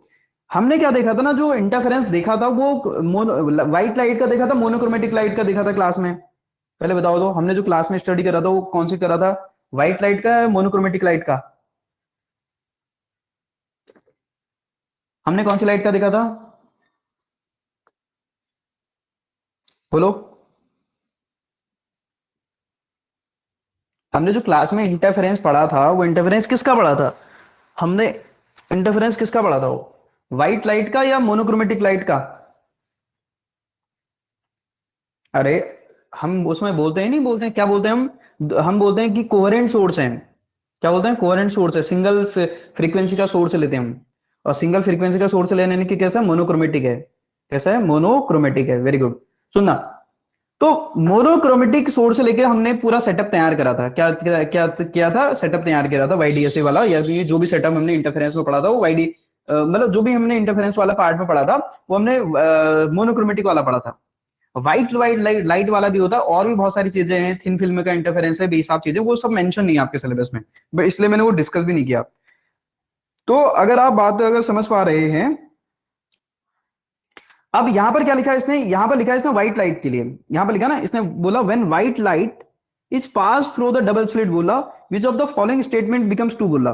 तो हमारे पास अगर कह रहा है डबल स्लिट में से, आपको पता है कि एक इस तरीके का अरेंजमेंट होता है, ऐसे करके, ऐसे करके। मैं थोड़ा बहुत आपको इसको एक्सप्लेन कर देता हूँ क्योंकि प्यारा क्वेश्चन है, ये हमारे पास सोर्स है। हमने क्या करा, यहाँ से व्हाइट लाइट भेजी, यहाँ से आज इस इन दोनों स्लिट पे जो जा रही है वो क्या जा रही है, व्हाइट लाइट जा रही है। व्हाइट लाइट मतलब समझ पा दो, simply light rays, white light मतलब सिंपली लाइट रेस, ऐसे करके, ठीक है। ये हमारी स्क्रीन है, ये हमारे पास क्या जा रहा है, बोलो, स्क्रीन, ठीक है। समझ में आ रही बात है? तो ये हमारे पास स्लिट S1 है, ये हमारे पास स्लिट S2 है, ये हमारे पास स्लिट S1 है, ये हमारे पास स्लिट क्या है जरा बोलो, S2। अब देखो, आपको ये समझ में आना चाहिए, ये जो है ये सेंटर वाला पोर्शन है, ये हमारे पास क्या जरा बोलो, सेंटर वाला पोर्शन है। सेंटर वाले के लिए आपको पता होना चाहिए कि सेंट्रल ब्राइट, हाँ सुनते रहो, जो हम nth किसी ब्राइट फ्रिंज की जो लोकेशन होती है ना, nth ब्राइट फ्रिंज की जो लोकेशन होती है इंटरफेरेंस में, n lambda capital D by small d होती है, क्या होती है, d होती है। तो हमारे पास n इक्वल हमारे पास कितना हो जाएगा जरा बोलो, n की वैल्यू हमारे पास कितनी आ जाएगी जरा बोलो, सेंटर वाले के लिए n की वैल्यू कितनी होती है, जीरो होती है, कितनी होती है, जीरो, यानी कि y हमारे पास कितना होगा, जीरो होगा, ये हमें बात समझ में आती है। अब सेंटर पर अगर हम बात करें तो ये जो जितनी भी हमारे पास रेज होती हैं, ये आपके पास चाहे S1 से S2 से जितनी भी हमारे पास, क्योंकि आपको पता है व्हाइट लाइट अगर यूज कर रहा हूं तो यहां से और यहां से जितनी भी रेस मिलेंगी ये आपस में यहाँ पर इंटरफेयर करेंगे, और इंटरफेयर करने की वजह से आपको समझ में आना चाहिए जो सेंटर वाला जो पॉइंट है वो हमें कैसा देखने को मिलता है, व्हाइट देखने को मिलता है। कैसा देखने को मिलता है, व्हाइट। कैसे, क्योंकि सारी के सारी लाइट रेज मिक्स हो जाती है यहाँ पर। जब सारे के सारे कलर मिक्स हो जाएंगे तो ओवरऑल हमें कैसा पैटर्न दिखेगा, व्हाइट दिखेगा। ये हमें कैसा दिखता है, व्हाइट पोर्शन दिखता है, व्हाइट आपके पास पोर्शन दिखता है। कौन सा, सेंटर वाला पोर्शन। आपको इस इमेज में दिख भी रहा होगा, जो नीचे वाला है वो व्हाइट लाइट की वजह से है, ठीक है, और ऊपर वाला जो है हमने उसमें ग्रीन मोनोक्रोमेटिक लाइट यूज करके जो मैंने ग्रुप में भेज रखा है। बाकी अगर आप देखोगे ना किसी ऊपर वाले के लिए, बाकी भी सिचुएशन में बताता हूँ, किसी ऊपर वाले के लिए जैसा आपने कहा अभी सर इसके लिए बता दीजिए, आप एक काम करिए इस वाले पैटर्न के लिए बता, मतलब जैसे मैंने कहा नेक्स्ट जो हमारे पास वो बनेगा कौन सा, ब्राइड जो बनेगा, centre n equal to zero पर वाई इक्वल टू जीरो होगा, मैंने कहा बिल्कुल समझ में आता है। बट मैंने कहा यहाँ पर के लिए सारी के सारी लाइट रेस मिक्सअप होंगी, जब सारे के सारे कलर मिक्स हो जाएंगे तो ओवरऑल जो फाइनली जो हमें कलर देखने को मिलता है, कौन सा कलर देखने को मिलेगा, व्हाइट कलर देखने को मिलेगा। बट अगर मैं इस वाले के लिए बात करूं, यानी कि फर्स्ट ब्राइट के लिए बात करूं, किसके लिए, फर्स्ट ब्राइट के लिए, ध्यान से सुनना, किसके लिए, फर्स्ट ब्राइट के लिए। तो फर्स्ट ब्राइट के लिए क्या सिचुएशन आएगी, एन की वैल्यू तो नॉन जीरो होगी, कुछ ना कुछ आएगी, यहाँ पर वन आ जाएगी। तो यहाँ पर हमारे पास वाई इक्वल हमारे पास कितना आ जाएगा, n lambda D divided by small D. अब जरा देखो, अब क्योंकि पता है कि यार व्हाइट लाइट में हमारे पास V I B G Y O R आ रहा, भाई विब्योर आ रहा पूरा का पूरा, व्हाइट लाइट में क्या आ रहा, विब्योर आ रहा। क्योंकि यहाँ पर सारे के सारे कलर इक्वली अमाउंट पे पहुंच रहे थे, यहाँ पर सेंटर पर इस वाले पॉइंट पर, ठीक है, इस पॉइंट पर सारे के सारे सारे वॉयलेट कलर सारे इक्वली तरीके से पहुंच रहे थे दोनों तरफ से। तो दोनों से तरफ से इक्वली पहुंचने की वजह से दोनों जब मिक्सअप होंगे तो व्हाइट कलर मिलेगा, ठीक, बात समझ में आ गई। बट लेकिन अगर मैं इस वाले के लिए अगर बात करूंगा, तो क्योंकि आपको समझ में आना चाहिए इस पॉइंट के लिए, जब मैं यहां से लाइट जाएगी और यहां से जब लाइट जाएगी कुछ ना कुछ पार्ट डिफरेंस आएगा, पूरी कैलकुलेशन करेंगे वो तो ठीक समझ में आता है। बट हमारे पास जो पोजीशन आएगी वो कुछ इस तरीके से आएगी। ये किसकी लोकेशन आएगी, हमारे पास एनथ ब्राइट फ्रिंज की। अब इसमें जो वेवलेंथ है ना सबके लिए अलग अलग है, सबके लिए क्या है जरा बोलो, अलग अलग है। अब यहां पर अगर आप देखोगे जो लेमडा होगा, ये वॉयलेट के लिए क्या सबसे स्मॉल है, रेड के लिए सबसे ज्यादा है। और लेमडा अगर स्मॉल होगा, देखो डी और डी तो सबके लिए, सारे कलर के लिए, इन सभी कलर्स के लिए मैं ये कह रहा हूं, इन सभी कलर के लिए डी और डी तो सेम है, लेकिन लेमडा थोड़ी सेम है। तो लेमडा अगर सेम नहीं होगा तो भी जिसका लेमडा, जिस कलर का, इनमें से जिस कलर का लेमडा स्मॉल होगा उसका वाई स्मॉल होगा, यानी कि उस पास में बनेगा, वो किस में बनेगा, पास में बनेगा। और जिसका लेमडा सबसे ज्यादा होगा उसका वाई क्या होगा, सबसे दूर। मतलब क्या हुआ कि भाई वॉयलेट कलर सबसे पहले बनेगा, यहां जो वॉयलेट कलर सबसे पहले बनेगा और रेड कलर सबसे दूर बनेगा। तो क्या हो जाएगा, एक पैटर्न मिल जाएगा आपको ऐसे करके, वॉयलेट कलर यहां कहीं बन रहा होगा, रेड कलर यहां कहीं बनेगा, तो यहां पर फर्स्ट ब्राइट की लोकेशन पर एक विब्योर का पैटर्न बनेगा।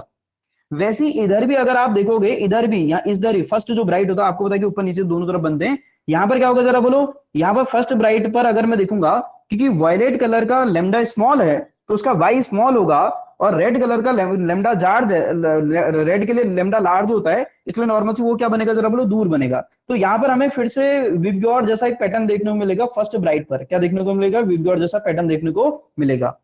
तो ऊपर भी बनेगा नीचे भी बनेगा। ऐसे ही फिर किस पे बनेगा जरा बोलो, इस पे ऐसे किस पे बनेगा, सेकंड डार्क, सेकंड ब्राइट पर बनेगा, फिर किस पे बनेगा, थर्ड ब्राइट पर बनेगा, और ऐसे पूरी स्क्रीन पर बैंड टाइप के बनेंगे, किसके जरा बोलो, विबग्योर के।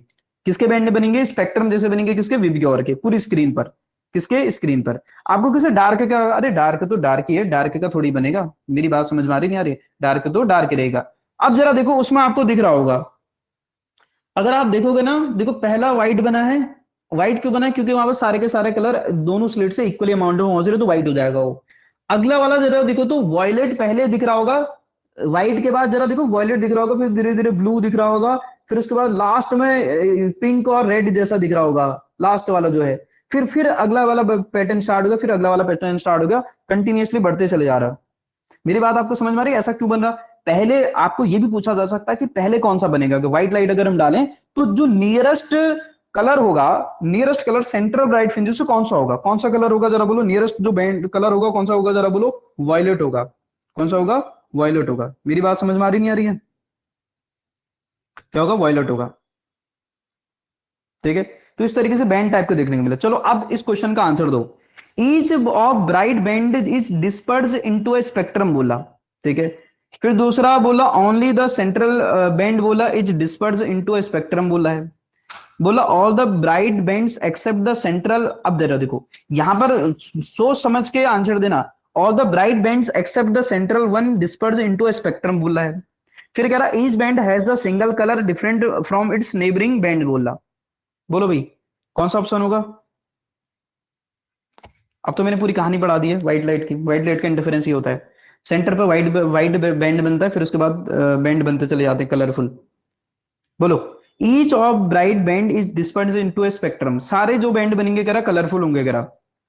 ये तो कह रहा ब्राइट बैंड बोला disperse into a spectrum, spectrum मतलब ये जो कलरफुल बैंड है उसको स्पेक्ट्रम बोलते हैं। सही कह रहा पहला ऑप्शन। नहीं क्यों, अरे सारे थोड़ी बन रहे, व्हाइट व्हाइट सेंटर वाला भी बन रहा है क्या। सारे का मतलब ईच बोला सारे बैंड जो बनेंगे, बोला सारे बनेंगे क्या, नहीं। जैसे ऊपर दिख रहा ना तुमको, ऊपर वाला ग्रीन में, ग्रीन वाले में जरा मोनोक्रोमेटिक में जरा देखो, जो मैंने ग्रुप में फोटो भेजी है उसमें सारे बन रहे हैं। सेंटर वाला भी इधर उधर, आप उसमें ये नहीं बता सकते हो कि सेंटर वाला कौन सा है करके। बट व्हाइट लाइट का जब आप बना रहे हो ना, व्हाइट लाइट में क्या होता है कि सेंटर वाला व्हाइट बैंड बनता है, बाकी सब आपके पास कलरफुल बैंड बनते हैं, स्पेक्ट्रम बनते हैं। तो पहला ऑप्शन क्या हो जाएगा, गलत हो जाएगा। ईच नहीं है भाई, सिर्फ सेंटर वाला आपके पास ये समझ में आने से व्हाइट है, सेंटर वाला व्हाइट है, बाकी सब क्या है जरा बोलो कलरफुल है। तो ईच तो होगा ही नहीं।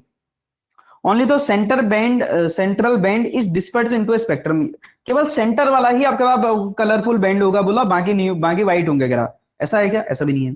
All the bright band except the central one बोला आर डिस्पर्स इनटू स्पेक्ट्रम, बिल्कुल भी सेंटर वाले को छोड़ करके, एक्सेप्ट सेंटर वाले को छोड़ करके बाकी सारे के सारे किसमें हो गए भाई। मैंने बोला ना ये फर्स्ट ब्राइट है, ये इधर ये फर्स्ट ब्राइट है, ये इधर कौन सा है फर्स्ट ब्राइट है इधर करके, ऐसे करके जित फिर यहाँ सेकंड ब्राइट आ जाएगा, यहाँ क्या हो जाएगा सेकंड ब्राइट आ जाएगा।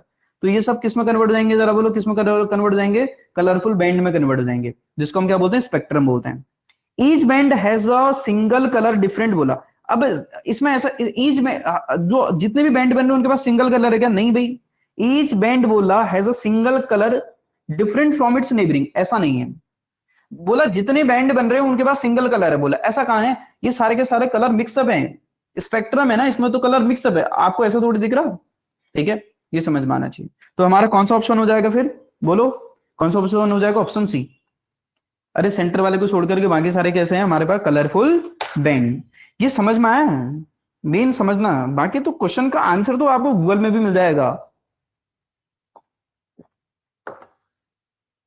समझ मेन है कि भाई जो वो चल क्या रहा है करके, ठीक है।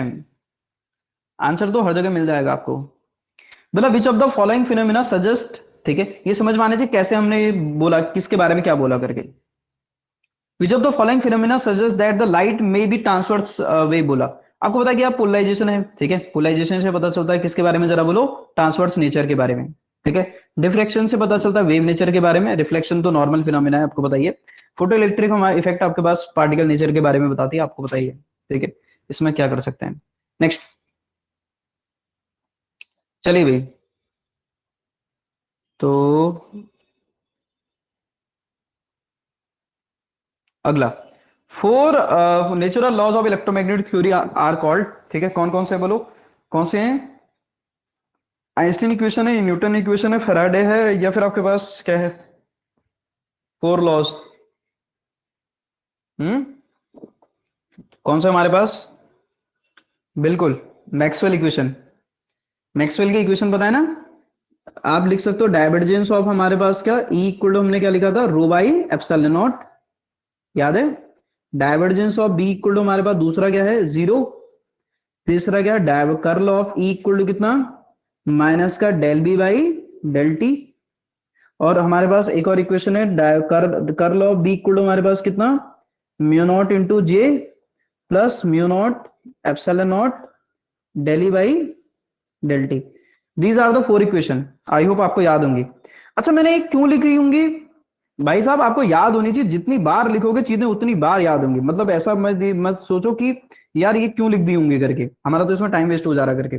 जितनी बार लिखोगे उतनी बार याद होंगे, और जितनी बार मतलब लिखो, मतलब जितनी बार याद होंगे उतनी बार, मतलब उससे आप ये समझ पाओगे कैसे यूज करना है करके। ठीक है, दीज आर द फोर आपके पास मैक्सवेल इक्वेशन। और ये हमारे पास ये क्या है, गॉस लॉ इन इलेक्ट्रोस्टैटिक है, गॉस लॉ इन मैग्नेटिज्म है, ये फैराडे लॉ है, और आपके पास ये क्या है, modified Ampere circuital law.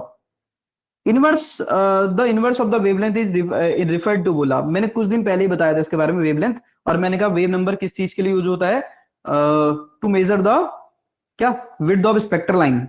Wave number किस चीज के लिए यूज होता है, वेव नंबर। एक मैं बहुत प्यारा लेक्चर तैयार कर रहा हूँ किसके ऊपर, एटॉमिक फिजिक्स के ऊपर, ठीक है, क्योंकि एटॉमिक फिजिक्स में क्वेश्चन कहीं से भी बनने की पॉसिबिलिटी होती है, बहुत ही मतलब ट्रिकी क्वेश्चन बन जाते हैं उसमें, तो आपको इधर उधर कुछ करना नहीं पड़ेगा, इसलिए मैं उसमें एक लेक्चर बढ़िया सा तैयार करूंगा जिसमें सारे फॉर्मूले भी होंगे और उससे रिलेटेड कॉन्सेप्चुअल क्वेश्चन भी नहीं होंगे, जितना सो दैट आपको इधर उधर भागने की जरूरत नहीं पड़ेगी।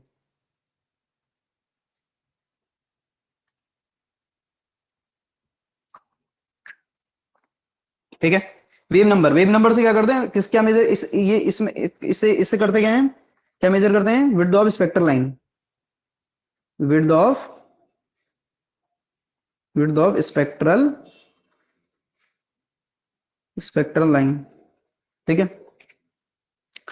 फिर हमसे कह रहा each of the following scientific instrument has the greatest resolving power, ठीक है, इनमें से किसकी जो रिजॉल्विंग पावर है कह रहा सबसे ज्यादा है, कह रहा, ठीक है, हमसे क्या कह रहा है, इनमें से किसकी रिजॉल्विंग पावर सबसे ज्यादा है। तो वैसे आपको रफली बता देता हूँ, आइडिया दे देता हूँ, ठीक है, जो सबसे जो ज्यादा रिजॉल्विंग पावर होती है हमारे पास किसकी होती है, इलेक्ट्रॉन माइक्रोस्कोप की होती है, ठीक है, किसकी होती है, electron microscope. Electron microscope normally हमारा किस चीज के लिए यूज होता है, जैसे बहुत ज्यादा छोटे जो आपके पास सेल्स हैं, बैक्टीरिया हैं, या मतलब मेनली मेडिकल में जो हमारी चीजें हैं उस चीज के लिए यूज होता है, ठीक है, किस चीज के लिए, मेडिकल साइंस में छोटी छोटी चीजों को ऑब्जर्व करने के लिए, टिश्यूज को, सेल्स को ऑब्जर्व करने के लिए किसका यूज करते हैं हम, इलेक्ट्रॉन माइक्रोस्कोप का, जिसका इलेक्ट्रॉन माइक्रोस्कोप का, ठीक है। और अगर इसके लिए अगर आप देखोगे, क्योंकि इसमें मेनली अगर आप देखोगे इसकी जो रिजॉल्विंग पावर होती है, ठीक है, अगर हम बात करें, आपने दो चीजें पढ़ी थी इसमें, एक तो पढ़ा था कि क्या, एक तो पढ़ा था रिजोल्यूशन लिमिट, अगर मैं बात करें इलेक्ट्रॉन किसके बारे में, इलेक्ट्रॉन माइक्रोस्कोप के बारे में, माइक्रोस्कोप के बारे में। तो इलेक्ट्रॉन माइक्रोस्कोप सिंपली मैंने क्या बोला, टू एग्जामिन, किस चीज के लिए यूज होता है, to examine the to examine the cells, ठीक है, टिश्यू,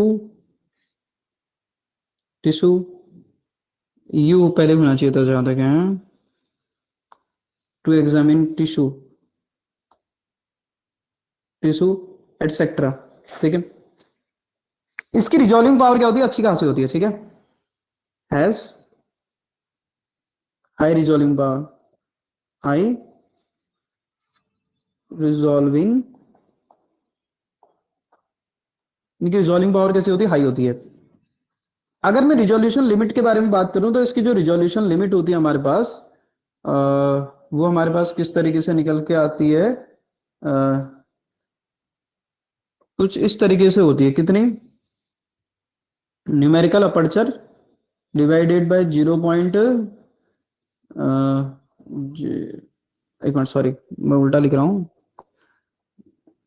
ये होती है हमारे पास 0.61 lambda divided by N A क्या होता है, न्यूमेरिकल अपर्चर, ऑलरेडी आप जानते हो भी इसकी वैल्यू क्या होती है करके, 0.61 lambda divided by mu sine theta या साइन बीटा, ठीक है, न्यूमेरिकल अपर्चर आपने उसमें कंपाउंड माइक्रोस्कोप में पढ़ा था।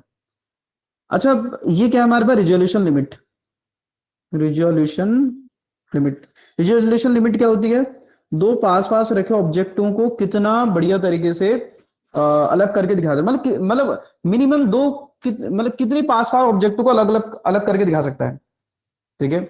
तो इसके केस में देखा जाता है ना, इलेक्ट्रॉन माइक्रोस्कोप के केस में देखा जाता है कि 0.1 नैनोमीटर, पॉइंट वन नैनोमीटर पर भी अगर दो ऑब्जेक्ट रखे होंगे, मैंने क्या कहा, 0.1 नैनोमीटर पर भी अगर दो ऑब्जेक्ट अगर रखे होंगे तो उनको भी ये क्या करता है, जरा बोलो, अलग करके दिखा देता है, ठीक है। जैसे लाइट जो माइक्रोस्कोप होता है ये अप्रोक्सीमेटली 200 नैनोमीटर पर जब दो ऑब्जेक्ट होंगे तब वो अलग अलग करके दिखाएगा, अदरवाइज दोनों को एक ही दिखा देगा। ये रिजोल्यूशन लिमिट क्या होती थी, दो पास पास, दो भाई ऑब्जेक्टों के बीच की डिस्टेंस ऐसे करके, मिनिमम डिस्टेंस, जिसको आपका ऑप्टिकल इंस्ट्रूमेंट सेपरेट करके दिखा दे रहा है, जिसका ऑप्टिकल इंस्ट्रूमेंट क्या कर रहा है, सेपरेट करके दिखा दे रहा है। और इसी का अगर उल्टा कर दोगे तो हमारे पास क्या आ जाती है, रिजॉल्विंग पावर, तो हमारे पास रिजॉल्विंग पावर कितनी आ जाएगी, पॉइंट, सॉरी, कितनी आ जाएगी हमारे पास, ये आ जाएगी mu sine theta divided by, ये आ जाएगी 0.61 लेमडा। अब जरा देखो, क्योंकि हमारे पास अगर हम बात करें इलेक्ट्रॉन माइक्रोस्कोप में, अजय इसके भी पहले बता, इसके बारे में बता देता हूँ। किसके बारे में, इसकी जो रिजॉल्विंग पावर है ये भी आपके पास 200 नैनोमीटर के आसपास होती है। ये सारे के सारे मेडिकल साइंस में यूज होते हैं। कौन से, जो लाइट माइक्रोस्कोप जो हो गया, ठीक है, इसमें विजुअल लाइट का यूज करते हैं। और फेज कॉन्ट्रास्ट माइक्रोस्कोप ये भी मेडिकल साइंस में यूज होता है। टेलीस्कोप आपको पता है कि डिस्टेंस ऑब्जेक्ट को देखने के लिए यूज होता है। इसकी आपने रिजॉल्विंग पावर लिखी भी है, ठीक है, इसमें डी डिवाइडेड बाई आपने लिखी थी क्या, डी डिवाइडेड बाई आपने लिखी थी 1.22 लेमडा करके। तो इसकी जो ऑब्जेक्टिव होता है उसके अपर्चर पर डिपेंड करती है। किस पे डिपेंड करती है, ऑब्जेक्टिव के अपर्चर पर। ये बातें आपने लिखी हुई है। अगर मैं बात करूं किसके बारे में, यहाँ पर देखो, जो इलेक्ट्रॉन हमारे पास माइक्रोस्कोप होता है ना, इसमें हम करते क्या, इलेक्ट्रॉन बीम यूज करते हैं। क्या यूज करते हैं, इलेक्ट्रॉन बीम। इलेक्ट्रॉन, और कैसी बीम होती है, फास्ट मूविंग बीम होती है। कैसी बीम होती है, fast moving electron beam use करते हैं, फास्ट मूविंग। मैं आपको ये बता रहा हूँ कि इसकी रिजॉल्विंग पावर हाई क्यों आती करके, fast moving electron beam use करते हैं। और fast moving electron beam use करने की वजह से होता क्या है, उसका जो लेमडा कैसा हो जाता है, स्मॉल हो जाता है। क्योंकि अगर आपको समझ में आना चाहिए, P equal H by lambda होता है। अगर मोमेंटम अगर बहुत ज्यादा, अगर आपको देखो मोमेंटम अगर हाई है तो वेवलेंथ कैसे आएगी, स्मॉल आएगी। अगर वेवलेंथ अगर स्मॉल है तो रिजॉल्विंग पावर कैसी होगी, हाई होगी। समझ पा रहे हो आप मेरी बात को। मैंने क्या बोला कि जो इलेक्ट्रॉन माइक्रोस्कोप है उसमें हम fast moving electron beam use करते हैं, जिसकी वजह से मोमेंटम हमारे पास क्या होगा, हाई। मोमेंटम अगर हाई होगा तो वेवलेंथ हमारे पास स्मॉल आएगी। वेवलेंथ अगर स्मॉल आएगी तो हमने ये देखा अभी यहाँ पर रिलेशन जो है, कि जो R is inversely proportional to lambda है। तो लेमडा अगर स्मॉल होगा तो आपका रिजॉल्विंग पावर हमारे पास कैसी होगी, हाई होगी। रिजॉल्विंग पावर कैसी होगी हमारे पास, हाई। ठीक है, तो ये समझ में आना चाहिए भाई, नोट कर लो इसको।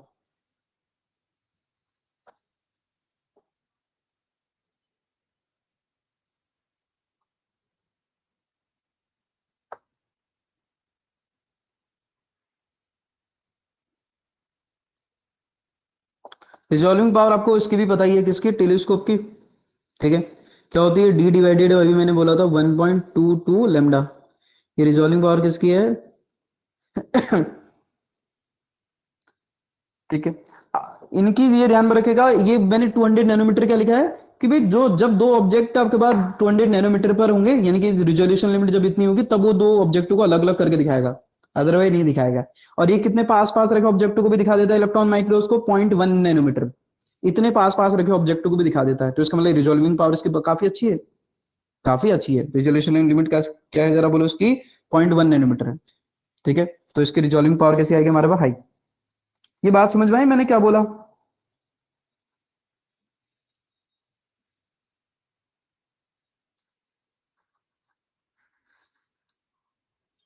चलो भाई, हटा दे इसको।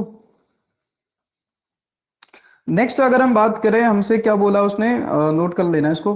ठीक है, नेक्स्ट अगर हम बात करें, विच ऑफ द फॉल, अच्छा, the de Broglie wavelength of electron having 80 electron volt energy. देखो, हमने देखा था जो डी ब्रोगली वेवलेंथ होती है वो अभी अभी अभी मैंने लिखा था, एस डिवाइडेड बाय क्या होती है, पी होती है। इसका फॉर्मूला एस डिवाइडेड बाय हमारे पास क्या होता है, 2m k होता है। क्या होता है, 2m k। अब यहाँ पर जो k होता है ना, के की वैल्यू हमारे पास क्या होती है, काइनेटिक एनर्जी ऑफ क्या होती है, इलेक्ट्रॉन होती है। Kinetic energy of electron.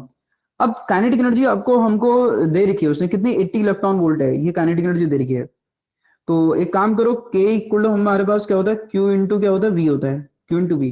के की वैल्यू कितनी दे रखी है, 80 इलेक्ट्रॉन वोल्ट। अब ध्यान से सुनना, चार्ज क्यू कितना है, ई है, ये क्या है, वी है, पोटेंशियल है। ये वोल्ट है, वोल्ट यूनिट है। ये वोल्ट है, ध्यान में रखिएगा, ये वोल्ट है। ये पोटेंशियल हम निकाल रहे हैं। तो यहां से अगर आप देखोगे क्या होगा जरा बोलो, तो यहां से इलेक्ट्रॉन वोल्ट कैंसिल हो जाएगा, वोल्ट से वोल्ट में मत कैंसिल आउट देना। ये वोल्ट है, ये पोटेंशियल है, निकाल रहे हैं हम जिसको। तो हमारे पास पोटेंशियल कितना आ जाएगा, फिर यहाँ से जरा बोलो 80 वोल्ट आ जाएगा। इसका मतलब हमने कितने वोल्ट से एक्सेलरेट करा उसको, 80 वोल्ट से। ठीक है, तो इसकी वैल्यू रख दो भाई। अब हमने वैसे आप यहाँ पर रख सकते हो 80 इलेक्ट्रॉन वोल्ट, सबको सॉल्व कर सकते हो, बड़ी कॉम्प्लेक्स कैलकुलेशन हो जाएगी। एच की वैल्यू रखना, फिर 2 की वैल्यू रखना, मास ऑफ इलेक्ट्रॉन रखना, फिर 80 रखना, फिर 1.6 10 की पावर -19 से मल्टीप्लाई करना, डिफिकल्ट हो जाएगा। मैंने इसका सिंपल से बताया था, इलेक्ट्रॉन के लिए हमको पता है कि लेमडा इक्वल हमारे पास कितना होता है 12.27, डायरेक्टली लिखा होगा मैंने, डिवाइडेड बाय क्या, रूट वी ऑफ एंगस्ट्रॉम, ये हमने डायरेक्टली फॉर्मूला लिखा होगा। इसीलिए मैंने क्या करा, जो काइनेटिक एनर्जी दे रखी है उसको वोल्ट में कन्वर्ट कर दिया, वोल्ट में कन्वर्ट करने से हमारी कैलकुलेशन क्या हो जाएगी, आसान हो जाएगी।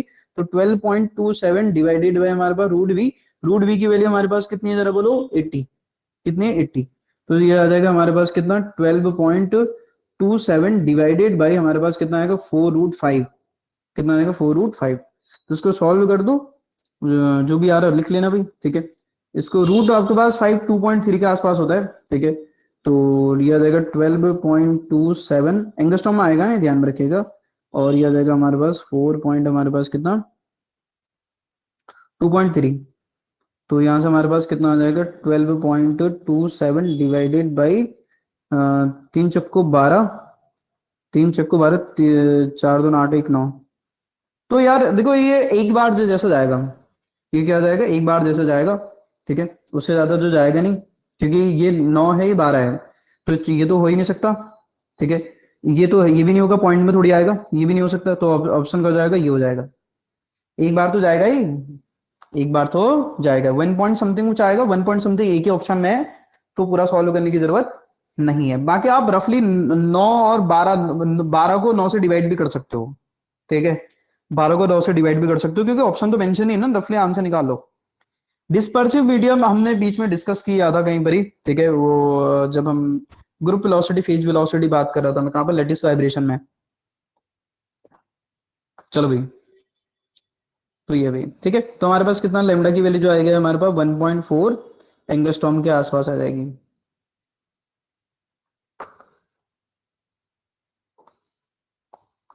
नेक्स्ट अगर हम बात करें किसके बारे में, हमारे पास देखो, जो ग्रुप वेलोसिटी और फेज वेलोसिटी में जो फॉर्मूला होता है हमारे पास, हमने देखा था ग्रुप वेलोसिटी जो होती है phase velocity minus lambda D VP by क्या होती है, डी लेमडा होती है। अच्छा, व्हाट इज फेज वेलोसिटी भी, आपको ये समझ में आना चाहिए कि भाई पार्टिकल जिस वेलोसिटी से चलता है वेव मोशन में, वेव मोशन में पार्टिकल जिस वेलोसिटी को फॉलो करते हैं उसको हम क्या बोलते हैं जरा बोलो, क्या बोलते हैं, फेज वेलोसिटी बोलते हैं या पार्टिकल वेलोसिटी बोलते हैं। ग्रुप वेलोसिटी क्या होती है, it is the velocity of wave. ये वीजी क्या है, आप इसको समझ लीजिए क्या है, वेलोसिटी ऑफ वेव है। जिनको नहीं पता लिख लेना भाई, वेलोसिटी ऑफ वेव, ठीक है। और दूसरा वीपी क्या है, इसको हम बोलते हैं फेज वेलोसिटी, इसको हम बोलते हैं फेज वेलोसिटी, या हम क्या बोलते हैं इसको हम, या इसको हम और क्या बोलते हैं, या फिर पार्टिकल वेलोसिटी बोलते हैं, बात एक है, पार्टिकल वेलोसिटी बोलते हैं, पार्टिकल वेलोसिटी, ठीक है। और ये समझ में आना चाहिए। और इन दोनों में रिलेशन ये होता है। अब इसमें दो कंडीशन होती हैं, जो फॉर अगर मैं बात करूं डिस्पर्सिव मीडियम के लिए, डिस्पर्सिव मीडियम में क्या होता है ना, जो अलग अलग जो पार्टिकल होता है उसकी जो वेवलेंथ होती है अलग अलग होती है। यानी कि जो वीपी है ये किस पे डिपेंड करता है, डिपेंड ऑन आपके पास क्या, depend on lambda, dispersive medium में। तो ये वाला टर्म जीरो नहीं होगा भाई, ठीक है, ये टर्म जीरो नहीं होगा। अगर हम बात करें यानी कि इस कंडीशन में डिस्पर्सिव मीडियम में क्या आएगा, वीजी इज लेस देन क्या आएगा, वीपी आएगा, ठीक है, वीजी इज लेस देन क्या आएगा, वीपी आएगा। अच्छा, ग्रेटर देन भी है, इसमें दो कंडीशन आती हैं, ठीक है। एक आता है नॉर्मल डिस्पर्सन, एक आता है एनोमलस डिस्पर्सन। देखो नॉर्मल डिस्पर्सन में जो इसकी जो वैल्यू आती है ना पॉजिटिव आती है, ये भी मैं बता दे रहा हूँ, ठीक है। और एक और बात होती है नॉर्मल डिस्पर्सन में, अगर हम बात करें जो डी वी पी बाई हमारे पास डी लेमडा आता है, इसकी वैल्यू कैसे आती है, हमारे पास पॉजिटिव आती है। अगर ये पॉजिटिव अगर आएगा तो obviously VG is less than क्या होगा, बीपी होगा, कैसा होगा, VG is less than VP. Anomalous dispersion अगर लिखा है तो एनामोलस डिस्पर्सन में इसकी वैल्यू कैसी होती है हमारे पास, कैसी होती है, नेगेटिव होती है। किसमें, एनामोलस डिस्पर्सन में इसकी वैल्यू कैसी होती है, नेगेटिव। तो उस कंडीशन में क्या हो जाएगा जरा बोलो, अगर आपको एनामोलस डिस्पर्सन लिखा है, एनामोलस मोलस डिस्पर्सन लिखा है, डिस्पर्सन लिखा है, तो उस कंडीशन में डी वीपी बाय हमारे पास क्या, डी लेमडा, ये नेगेटिव आता है। तो नेगेटिव नेगेटिव आएगा तो ये पॉजिटिव हो जाएगा। तो उस कंडीशन में अगर आप देखोगे तो हमारे पास इसकी जो वैल्यू आएगी VG, sorry, VG is greater than कैसा आएगा, वीजी इज ग्रेटर देन कैसा आएगा, वीपी आएगा। नॉन डिस्पर्सिव मीडियम में अगर हम बात करें नॉन डिस्पर्सिव मीडियम अगर हम बात करें, नॉन डिस्पर्सिव मीडियम में अगर हम बात करें, तो हमारे पास नॉन डिस्पर्सिव मीडियम में जो होता है VP, VP independent from, independent from क्या, लेमडा, लेमडा पे डिपेंड नहीं करता भाई। देन उस कंडीशन में क्या हो जाएगा फिर, वीजी इक्वल टू कितना, डेरिवेटिव कितना आ जाएगा जीरो, तो वीजी इक्वल टू कितना आ जाएगा, वीपी आ जाएगा। ये सारी कंडीशन है, नोट कर लो इसको।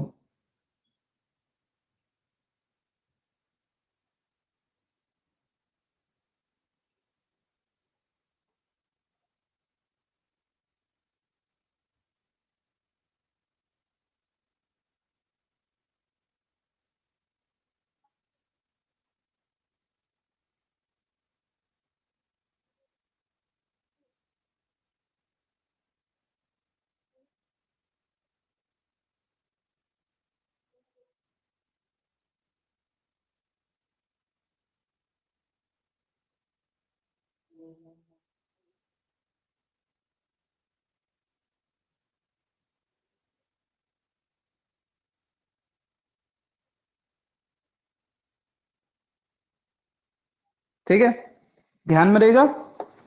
खाली ऐसा नहीं कि मैंने ऑप्शन में टिक मार दिया, ठीक है, ऑप्शन में टिक मार के कुछ काम नहीं चलेगा, बातें पता भी होनी चाहिए क्या करके। जो वेलोसिटी, जो पार्टिकल वेलोसिटी होती है वेवलेंथ पे डिपेंड करती है, ठीक है, या अलग अलग पार्टिकल की वेवलेंथ अलग अलग होती है, आप ऐसा बोल सकते हो, जो अलग अलग वेलोसिटी से मूव कर रहा है। तो दूसरा, एनोमलस डिस्पर्सन में ये नेगेटिव होता है तो VG is greater than VP आएगा। और तीसरा, नॉन डिस्पर्सिव मीडियम में इंडिपेंडेंट होता है तो जीरो हो जाएगा। ठीक है, ये हमारे पास कंडीशन है। नेक्स्ट अगर हम बात करें किसके बारे में, अगला हमारे पास क्वेश्चन है, ये भी हमने पढ़ी रखा, बड़ा सिंपल से, बताओ क्या होगा इसका आंसर। इसका आंसर क्या होगा, कम्यूटेटर ब्रैकेट ए और बी की पावर एन का कम्यूटेटर ब्रैकेट क्या होता है, एन, डिफरेंशिएशन करते हैं ना, एन बी की power N minus one, commutator bracket A B, याद है सिंपली। तो क्या हो जाएगा हमारा ऑप्शन बी, कुछ नहीं करना है। देखो हमको क्या करना है यहाँ पर, स्केलर प्रोडक्ट परफॉर्म करना है किसका, 55 वाला क्वेश्चन, स्केलर प्रोडक्ट। तो अल्फा का कैट वेक्टर दे रखा, ये भी कैट वेक्टर दे रखा, तो ये ब्रा वेक्टर है, ठीक है, बीटा और अल्फा का स्केलर प्रोडक्ट। तो कैट वेक्टर तो पता है, इसका स्टेट वेक्टर तो ये है, इसका स्टेट वेक्टर है, हमें इसका ब्रा वेक्टर निकालना पड़ेगा। तो ब्रा वेक्टर कैसे निकालेंगे, आइए समझ लेते हैं। आपको पता है कि इसका जो स्टेट वेक्टर है ये है 1 1 i। मैंने क्या बोला था, कैसे करते हैं, कॉम्प्लेक्स कॉन्जुगेट। अगर मैं बीटा का, अगर मैं बीटा का, अगर मैं क्या कर दूं, कॉम्प्लेक्स कॉन्जुगेट कर दूं, ड्रैगर कर दूं, तो किस में कन्वर्ट हो जाता है ये, किस में कन्वर्ट हो जाता है जरा बोलो, स्टेट वेक्टर में। किस में कन्वर्ट हो जाता है, स्टेट वेक्टर में, याद है, कॉम्प्लेक्स कॉन्जुगेट कर दूं तो हमारे पास कितना आ जाएगा फिर, ये आ जाएगा हमारे पास जो कैट वेक्टर है, ये आ जाएगा हमारे पास, इसका कॉम्प्लेक्स कॉन्जुगेट कर दो भाई, ट्रांसपोज एंड कॉन्जुगेट, ट्रांसपोज करोगे तो कितना हो जाएगा, 1 1 i, कंजुगेट करोगे तो कितना हो जाएगा, माइनस आई, कॉम्प्लेक्स का माइनस आई आ जाएगा, खत्म। तो मल्टीप्लाई कर दो फिर, हमारे पास सिंपली क्या कर देंगे, हम मल्टीप्लाई कर देंगे। तो मल्टीप्लाई जैसे ही आप करोगे तो हमारे पास क्या आ जाएगा यहाँ से, ये आ जाएगा बीटा, ये आ जाएगा अल्फा। तो हमारे पास कितना आ जाएगा यहाँ से, बीटा की वैल्यू 1 1 माइनस आई है, और ये आ जाएगी हमारे पास कितनी, कहाँ गया वो, जब आई 2 और 3, मल्टीप्लाई कर दो भाई, ठीक है। तो इसके लिए प्रोडक्ट हमारे पास बीटा इंटू अल्फा जो आ जाएगा, कितना आ जाएगा, 1 का आई आ जाएगा, फिर कितना आ जाएगा, 2 आ जाएगा, -3i आ जाएगा, तो अल्फा, सॉरी, तो हमारे पास कितना हो जाएगा, बीटा कितना आ जाएगा, 2 माइनस कितना, 2i, 2 - 2i, कोई है ऑप्शन में, 2 - 2i है ऑप्शन में, समझ में आया, ये हमने कर रखे हैं ऐसे, ठीक है। विच ऑफ द फॉलोइंग आपके पास ऑपरेटर इज एनर्जी ऑपरेटर, कौन सा एनर्जी ऑपरेटर बताओ तो, माइनस में होता है क्या एनर्जी ऑपरेटर, पोजीशन के साथ रिलेशन होता है क्या, नहीं, माइनस का ये क्या मोमेंटम ऑपरेटर है, पता है ना, माइनस आगे से लगा दूंगा तो मोमेंटम ऑपरेटर बन, ये है momentum operator, minus i square del by del x. Hmm, सही बात है। कौन सा हो जाएगा, सी। माइनस का I H cut by del X क्या, कौन सा ऑपरेटर है, मोमेंटम ऑपरेटर माइनस में होता है ना, माइनस का I H cut del by del X. सही बात है।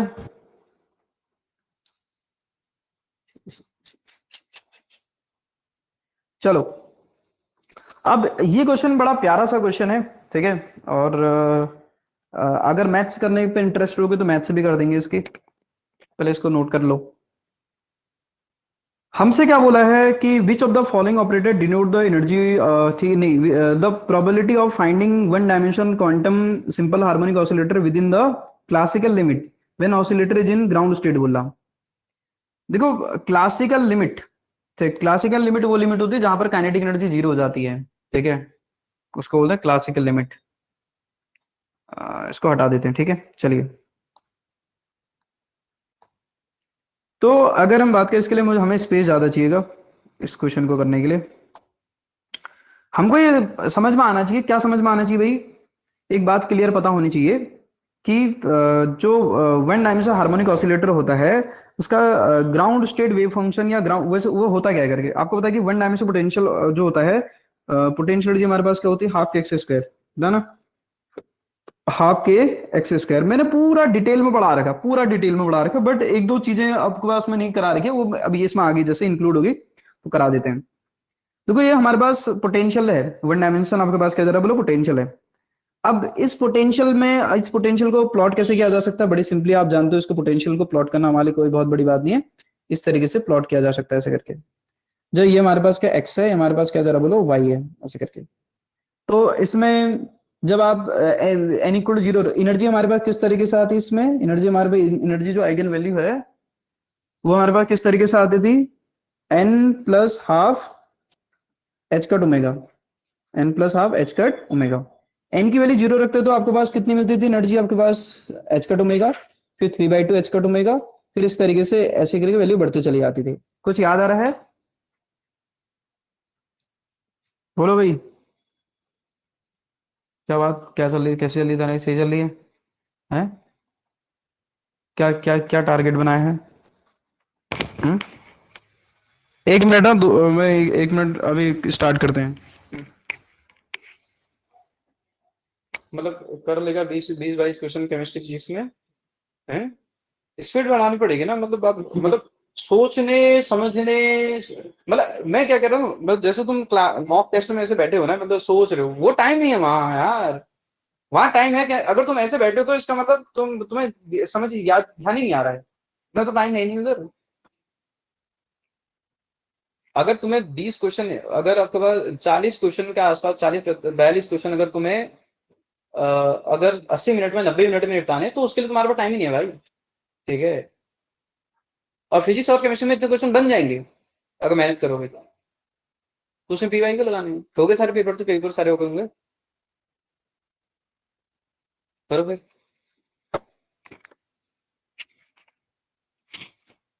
चलो भाई, तो स्टार्ट करते हैं फिर से। देखो, तो हमने क्या बोला, ये हमारे पास क्या है, एनर्जी का, एनर्जी हाफ एच, ये रिलेशन आता है हमारे पास हार्मोनिक ऑसिलेटर में। अब दूसरा, यहाँ पर बड़ा सा एक्सप्रेशन भी आता है उसका वेव फंक्शन का, वो भी आपको बताइए, ठीक है। मैं पूरा एक्सप्रेशन लिखने वाला नहीं हूँ, मैं सिर्फ ग्राउंड स्टेट का लिखूंगा। किसका लिखूंगा, ग्राउंड स्टेट का। ग्राउंड स्टेट वेव फंक्शन हमारे पास क्या आया था बताओगे, पूरा लिखा है। अल्फा बाई क्या आता था, रूट बाई कितना आता था, इसकी पावर हाफ,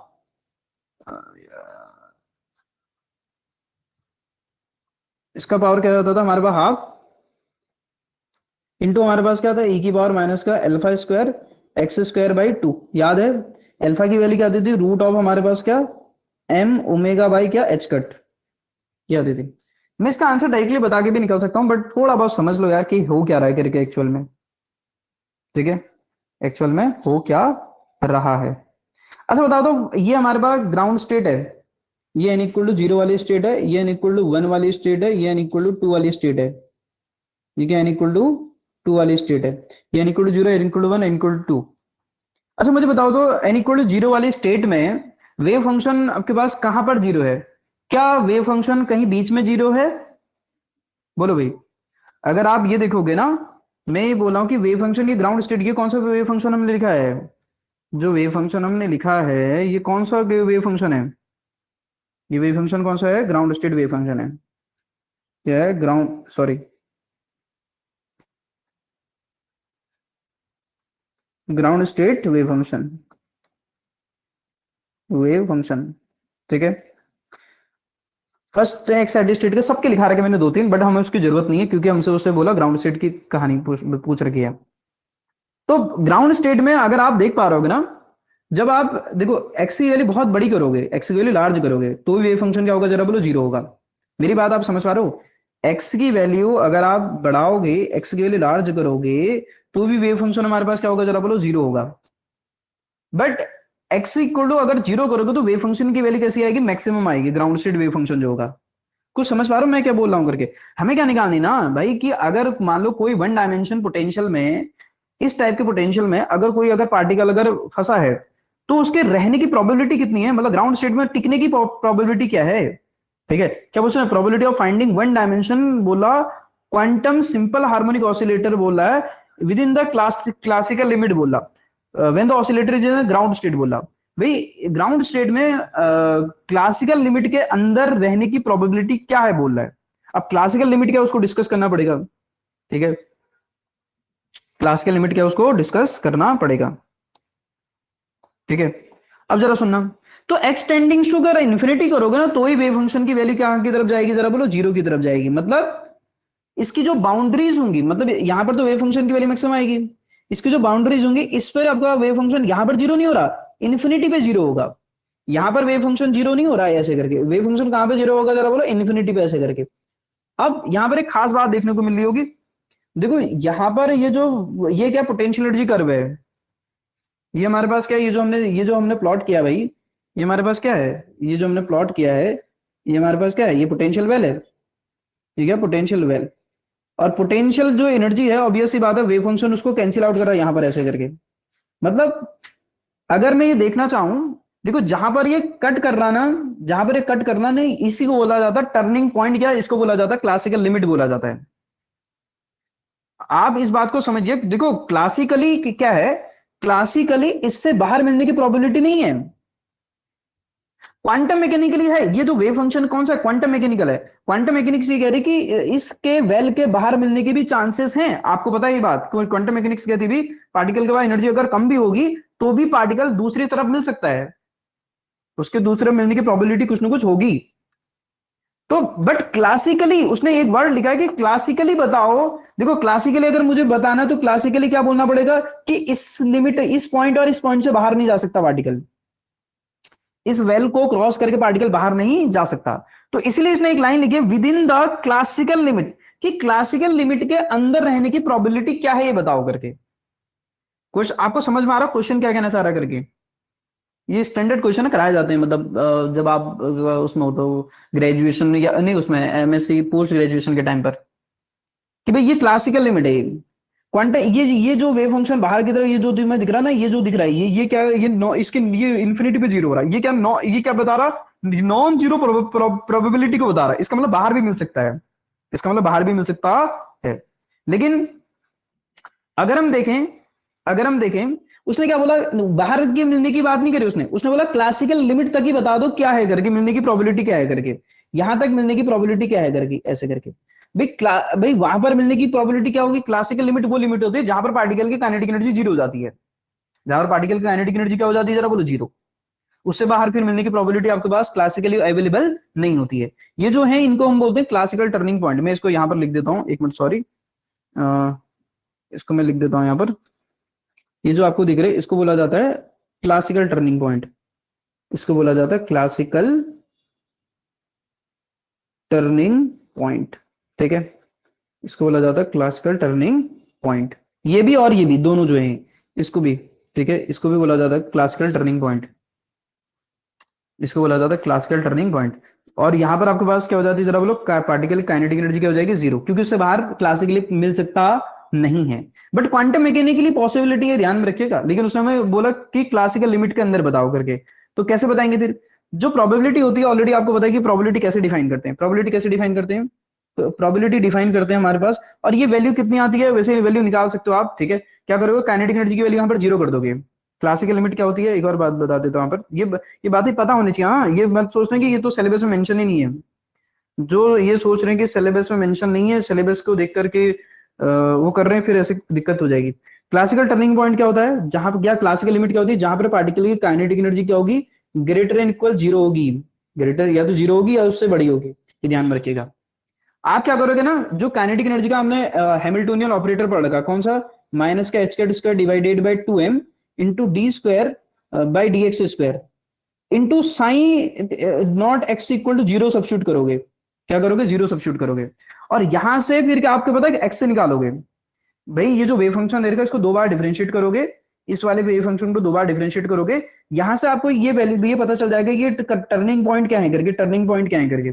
तो आप यहाँ पर जब टर्निंग पॉइंट निकालोगे तो इसकी वैल्यू जो आएगी ये आ जाएगी 1/अल्फा, इसकी वैल्यू आएगी 1/रूट माइनस ऑफ अल्फा, इसकी वैल्यू आएगी 1/अल्फा और इसकी वैल्यू आएगी माइनस ऑफ 1/अल्फा। जो एक्स आएगा, एक्स की वैल्यू इधर आएगी 1/अल्फा और इसकी वैल्यू आएगी, एक्स की वैल्यू आएगी माइनस अल्फा। मैंने क्या कहा कि जो काइनेटिक, मैंने क्लासिकल टर्निंग पॉइंट क्या होता है, जहां पर काइनेटिक एनर्जी की वैल्यू क्या हो जाती है, जरा बोलो, ग्रेटर इक्वल जीरो होती है, जिसके बाहर क्लास पार्टिकल क्लासिकली अवेलेबल नहीं है, यानी कि उसकी काइनेटिक एनर्जी उस पॉइंट पे जीरो हो जाएगी। तो आप कैसे निकाल सकते हो, जो हैमिल्टोनियन हमारे पास होता है काइनेटिक एनर्जी का, काइनेटिक एनर्जी का जो कह रहा हूँ, मतलब जो हमारे पास ऑपरेटर होता है माइनस का H cut square divided 2m minus का डी, ये D square by D X square psi naught X equal to zero.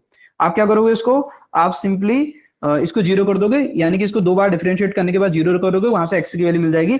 X की वैल्यू से आपको ये पता चल जाएगा टर्निंग पॉइंट क्या है, और ये 1/अल्फा और क्या आएगा, -1/अल्फा। ठीक, चलो भाई, पता चल गया।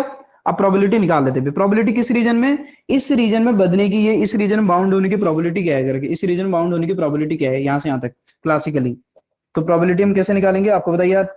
किसी इसका दो बार वो कर दो, psi psi star into psi into कितना आ जाएगा, ये मतलब ग्राउंड स्टेट का एक्स इक्वल टू कितना, डी एक्स। ठीक है, एक्स से इधर भी लिख सकते हो आप, ऐसे कोई नहीं है। तो कहां से कहां तक, -1/अल्फा से, -1/अल्फा से +1/अल्फा। तो p की वैल्यू जब आप निकालोगे तो ये आ जाएगा, इसकी वैल्यू कितनी है, दो बार लिखना है ना इसको, इसी की तो रियल फंक्शन है, कॉम्प्लेक्स तो है नहीं, तो दो बार डायरेक्टली हम लिख सकते हैं। दो बार लिखो तो कितना आ जाएगा, अल्फा बाई रूट पाई आ जाएगा। मैं डायरेक्टली दो बार लिख दूं उसको, ठीक है। ई की बार कितना आ जाएगा, माइनस के alpha square X square into कितना आ जाएगा, dx। कितने बार लिख दिया हमने, दो बार, कितनी बार लिख दिया, दो बार। ठीक है,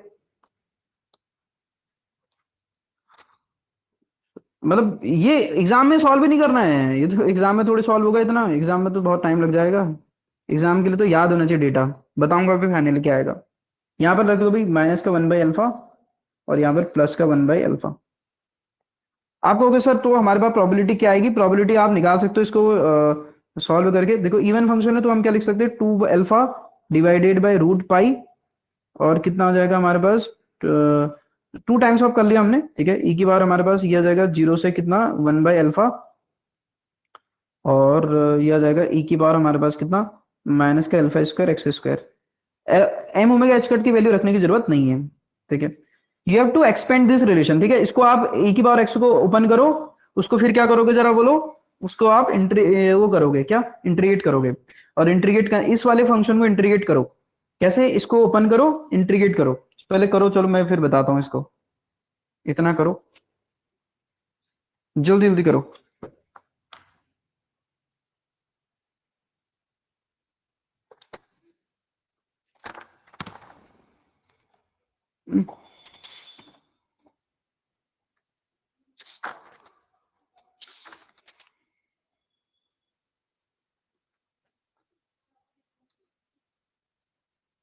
ठीक है, तो इसको आप ओपन करोगे तो हमें रिलेशन देखने को मिलेगा। किसको ओपन करोगे तो, इसको ओपन करोगे तो कैसे ओपन कर सकते हो, और एक बार के लिए थोड़ा बहुत मैं, वही फॉर्मूला लगाओ, ई की बार एक्स का सीरीज ओपन करो, ठीक है। ई की बार एक्स की सीरीज ओपन करो, सॉल्व करो, आ जाएगा। मैंने जो इस क्वेश्चन में बताया कि वो कहना क्या चाह रहा है करके, ये समझ में आया कि भी जो वन डायमेंशनल पोटेंशियल होता है, जो क्लासिकल लिमिट कहाँ क्या होती है, जहां पर आपके पास वेव फंक्शन किसको कट कर रहा होता है, पोटेंशियल वेल को कट कर रहा होता है। और उस पॉइंट पर हमको ये समझ में आना चाहिए, उस पॉइंट को टर्निंग पॉइंट भी बोला जाता है। मतलब क्लासिकली अगर देखा जाए तो पार्टिकल उससे बाहर नहीं मिल सकता है, क्वांटम मैकेनिकली पॉसिबिलिटी है, तो देखो क्वांटम मैकेनिक्स क्या करी, वेव फंक्शन बाहर इन्फिनिटी पे जीरो होगा, ऐसे बाहर की तरफ जा रहा है ऐसे करके। लेकिन क्लासिकल फिजिक्स क्या कही, नहीं नहीं यहीं पर तक होगा, इससे बाहर नहीं जा सकता, या इससे बाहर नहीं जा सकता, मतलब यहाँ पर इसकी काइनेटिक एनर्जी कितनी हो जाएगी, जीरो हो जाएगी। ठीक है। अच्छा ऐसे ही बताओ तो, आपने अगर पढ़ा होगा तो आपको याद आएगा, ऐसी हाइड्रोजन एटम में इलेक्ट्रॉन के ग्राउंड स्टेट में यानी कि फर्स्ट बोर ऑर्बिट में मिलने की प्रोबेबिलिटी क्या होती है, जरा बताओ तो। भाई हाइड्रोजन एटम में भी तो क्वेश्चन बन सकता है ना, हाइड्रोजन एटम में भी तो प्रोबेबिलिटी होती है कुछ ना कुछ। बोर ऑर्बिट में, फर्स्ट बोर ऑर्बिट में इलेक्ट्रॉन के मिलने की प्रोबेबिलिटी क्या होती है। चलो, तो इसको मैं इरेज कर रहा हूं। ठीक है, इधर चलो इधर लिख देता हूं थोड़ा बहुत। तो हमारे पास प्रोबेबिलिटी जो आएगी, ये आ जाएगी 2 अल्फा/√पाई। ठीक है, ये आ जाएगा 1 - कितना, अल्फा² x² डिवाइडेड बाई कितना आ जाएगा, वन, वो होता है ना e⁻x का क्या फॉर्मूला होता है, वन, वन प्लस x+x²/2। ठीक है, तो हमारे पास कितना हो जाएगा, अल्फा की पावर x की पावर e⁻x की सीरीज को ओपन करो भैया, ये होते 1 + x+x² / 2 factorial up to so on x⁻³ / 3 factorial, ऐसे करके ओपन करते चले जाओ। ठीक है, x⁻4 कितना, 2 फैक्टोरियल। ठीक है, फिर आ जाएगा हमारे पास x⁻² इसका क्यूब करोगे तो x⁻6 अल्फा⁻6 डिवाइडेड बाय कितना, 3 फैक्टोरियल, ऐसे करके ओपन करते चले जाओ इसको। ठीक है, अभी आप सिर्फ अभी ओपन करे हो, इंटीग्रेट नहीं करे हो। ठीक है, जीरो से आपका अल्फा और ये dx, first you have to integrate this relation, यहाँ पर x आ जाएगा। देखो मैं एक बार एक कहानी बता रहा हूँ, बार बार नहीं बता सकता, यहाँ पर 1/अल्फा है। एक बताऊंगा मैं, सिर्फ एक टर्म को बता एक्सप्लेन करूंगा, बाकी कुछ एक्सप्लेन नहीं करूंगा, सुन लेना। इसको जब आप इंटीग्रेट करोगे तो यहाँ x आएगा, यहाँ x³ / 3 आएगा, यहाँ x⁵/5 आएगा। ध्यान से सुनिएगा मैंने क्या बोला। जब आप ठीक है इंटीग्रेट करोगे तो यहाँ पर जो x आएगा, अब आप x की जगह फिर क्या रखोगे, upper limit minus lower limit करके रखोगे, मतलब ऐसा कुछ आएगा, मतलब 2 अल्फा/√पाई कितना आएगा, यहाँ पर x आएगा तो 1/अल्फा आ जाएगा, यहाँ पर अल्फा² डिवाइडेड बाय कितना आएगा, 1/अल्फा³ आ जाएगा, क्योंकि वो x³ / 3 आ जाएगा, 3 भी लिख लो यहाँ पर, और कितना आ जाएगा प्लस कितना आ जाएगा, अल्फा⁴, x की पावर हमारे पास कितना आएगा, x की पावर हमारे पास आ जाएगा, सॉरी x की लिखने की जरूरत ही नहीं है,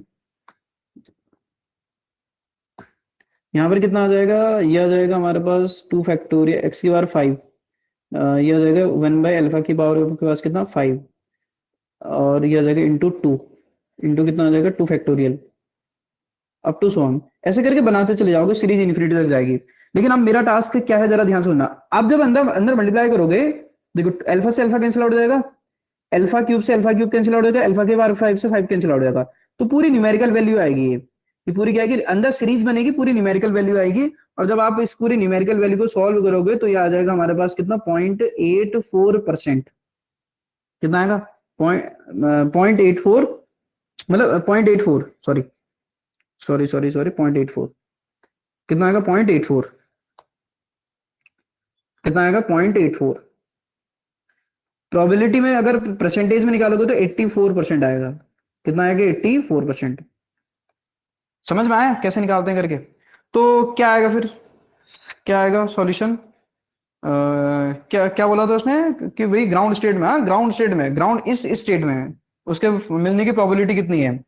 तो वन डायमेंशनल हार्मोनिक ऑसिलेटर जो होता है उसमें ग्राउंड स्टेट में पार्टिकल की मिलने की प्रोबेबिलिटी कितनी होती है, 84% होती है। कितनी होती है, 84% होती है। समझ में आया,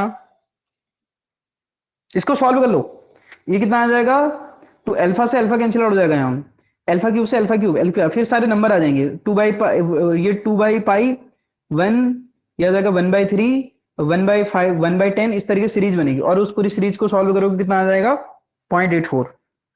ठीक है, अच्छा एक बात मैं आपको बताता हूँ, जरा ध्यान से सुनना। ठीक है, ये तो मैंने किसके लिए बताया, ये मैंने बताया था वन डायमेंशनल हार्मोनिक ऑसिलेटर के लिए, पूरी कहानी बता दी, पूरी डिटेल में मैंने पूरी कहानी बता दी है।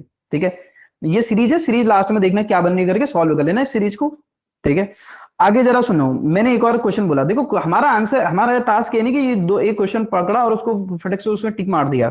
ठीक है, हमारा टास्क वो नहीं है, हमारा टास्क ये कि भाई चीजें समझना कि और भी क्या पूछी जा सकती हैं। मैंने क्या बोला, हाइड्रोजन एटम आपने पढ़ा है, हाइड्रोजन एटम में इलेक्ट्रॉन फर्स्ट बोर ऑर्बिट यानी कि n equal to 1 which is 0.53। मेरी बात आपको समझ में आ रही है? इसको मैं हटा रहा हूँ, ठीक है, ये एक बार आप देख लो इसको, मैं इसको फिर हटा रहा हूँ।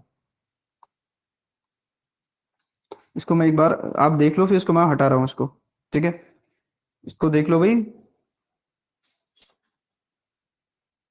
ठीक है। चलिए, तो मैं अब इसको हटा दिया। अब जरा सुनना, इसी से रिलेटेड एक क्वेश्चन और पूछा जा सकता है। मैंने क्या बोला? हाइड्रोजन एटम, बोला क्या? Hydrogen atom. हाइड्रोजन एटम में जो पोटेंशियल होता है वो हमारे पास क्या होता है? माइनस का K Z E E square divided by क्या होता है? R. This is the potential. Potential जो हाइड्रोजन एटम है, आपको किस तरह कैसे लिख दी? अरे कैसे ही लिखी, कैसे लिखी? ये हमारे पास प्लस ई है, इलेक्ट्रॉन हमारे पास क्या है? इधर है, ये निकले, ये प्रोटॉन है, इलेक्ट्रॉन है। जेड की वैल्यू कितनी आ जाएगी? जरा बोलो, 1 आ जाएगी। तो पोटेंशियल हमारे पास कितनी आ जाएगी? माइनस का के कितना आ जाएगा? E square divided by R. This is the potential, this is the potential in क्या? Hydrogen atom. इस पोटेंशियल में बाउंड होने के, अब मैं इसको पूरे को नहीं करा रहा हूँ, ठीक है, क्योंकि आपके उसमें हाइड्रोजन एटम मेंशन ही नहीं है। अदरवाइज पूरा वो लिख कर सारे चीजें बताता, वेव फंक्शन लिख के प्रोबेबिलिटी लिख करके पूरी कहानी बताता, ठीक है। तो मेंशन नहीं है तो मैं आपको डायरेक्टली बता दे रहा हूँ डेटा जो काम का है। मैंने क्या बोला? ये हाइड्रोजन एटम में पोटेंशियल है, ठीक, जिस पोटेंशियल में इलेक्ट्रॉन बाउंड होता है। अगर आप फर्स्ट बोर ऑर्बिट में अगर रहने की इलेक्ट्रॉन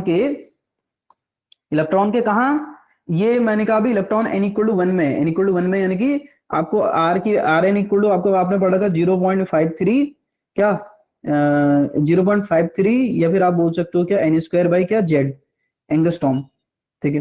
तो इसमें ऑलरेडी आपको पता है कि यार देखो, यहाँ पर ये जो है एन की वैल्यू 1 रखोगे फर्स्ट बोर ऑर्बिट के लिए, और यहाँ पे जेड की वैल्यू 1 रखोगे, तो हमारे पास कितना आएगा? 0.53 आएगा, विच इज ए नॉट। इसको हम क्या बोलते हैं? ए नॉट बोलते हैं।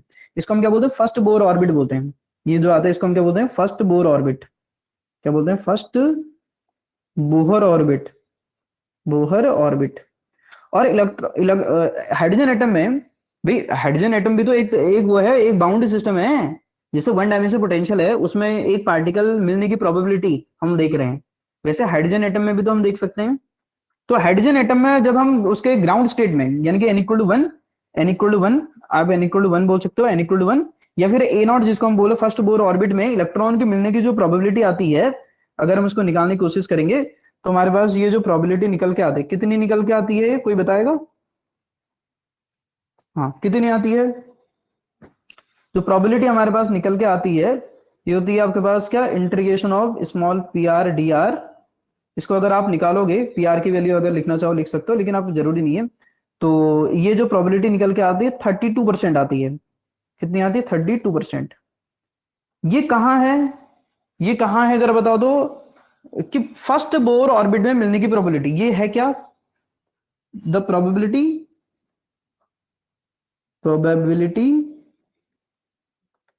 Of finding electron in first Bohr orbit, first Bohr orbit.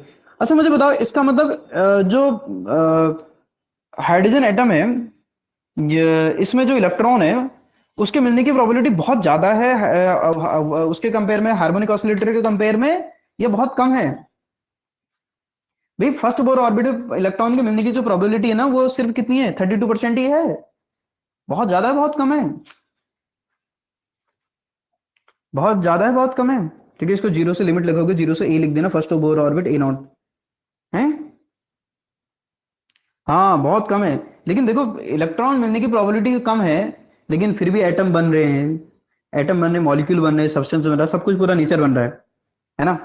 One dimension harmonic oscillator के थोड़ी आपके पास थोड़ी से थोड़ी नेचर गवर्न होता है। नेचर जो चल रहा है वो किससे चल रहा है? इसी टाइप के पोटेंशियल चल रहा है, कुलम पोटेंशियल से। और कुलम पोटेंशियल से चल रहा, इलेक्ट्रॉन मिलने की प्रोबेबिलिटी भी कम है, लेकिन फिर भी नेचर चल रहा है, फिर भी नेचर चल रहा है। अगर आप बोलोगे कि नहीं नहीं सर मेरे को तो निकाल के मानना है, तो निकालने के लिए आपको क्या पता होना चाहिए? मेनली आपको वेव फंक्शन पता होना चाहिए। वेव फंक्शन अगर आपको पता होगा तो काम चल जाएगा। हाइड्रोजन एटम आपने डिटेल में पढ़ा होगा ग्रेजुएशन के टाइम पर, आपने हाइड्रोजन एटम आपने ग्रेजुएशन के टाइम पर या उसमें एमएससी के टाइम पर तो पढ़ा ही होगा, ठीक है। अगर फिर भी अगर लिखना चाहो लिख सकते हो, मैं इसकी वैल्यू लिख दे रहा हूँ, पी आर की वैल्यू क्या होती है करके, प्रोबेबिलिटी एम्पलीट्यूड जिसको बोला जाता है। ये हमारे पास इसकी वैल्यू आती है 4 बाई कितना ए क्यूब, ये आती है हमारे पास आर स्क्वायर, और ये जाएगा कितना आर स्क्वायर ई की पावर, सॉरी, लिखना चाहो तो यहाँ पर लिख करके इंटीग्रेट करके देख लेना, बाकी आपकी इच्छा। ई की पावर माइनस का क्या 2r/a, मतलब ये करने की जरूरत नहीं है, आपको डेटा तो याद होना चाहिए डायरेक्टली, क्योंकि आपको डेटा पूछा जाएगा। मैं कह रहा हूँ कि इसकी वैल्यू आप यहाँ पर रख करके 0 से ए नॉट में ये ए नॉट लिख लेना, इसको ए नॉट लिखोगे तो इंटीग्रेट करके देख लेना, 32% आएगा। कितना आएगा? 32% आएगा। ठीक है, तो हाइड्रोजन एटम में 32% होती है, और वन डायमेंशन हार्मोनिक ऑसिलेटर में कितनी होती है? 84% होती है। क्या दो बातें हमारी क्लियर होगी? बिल्कुल। Ratio of minimum wavelength of Lyman and Balmer बोला। चलो भाई निकालते हैं इसको, हो जाएगा। Probability of finding electron in first Bohr orbit 32%, या ग्राउंड स्टेट बोल सकते हो।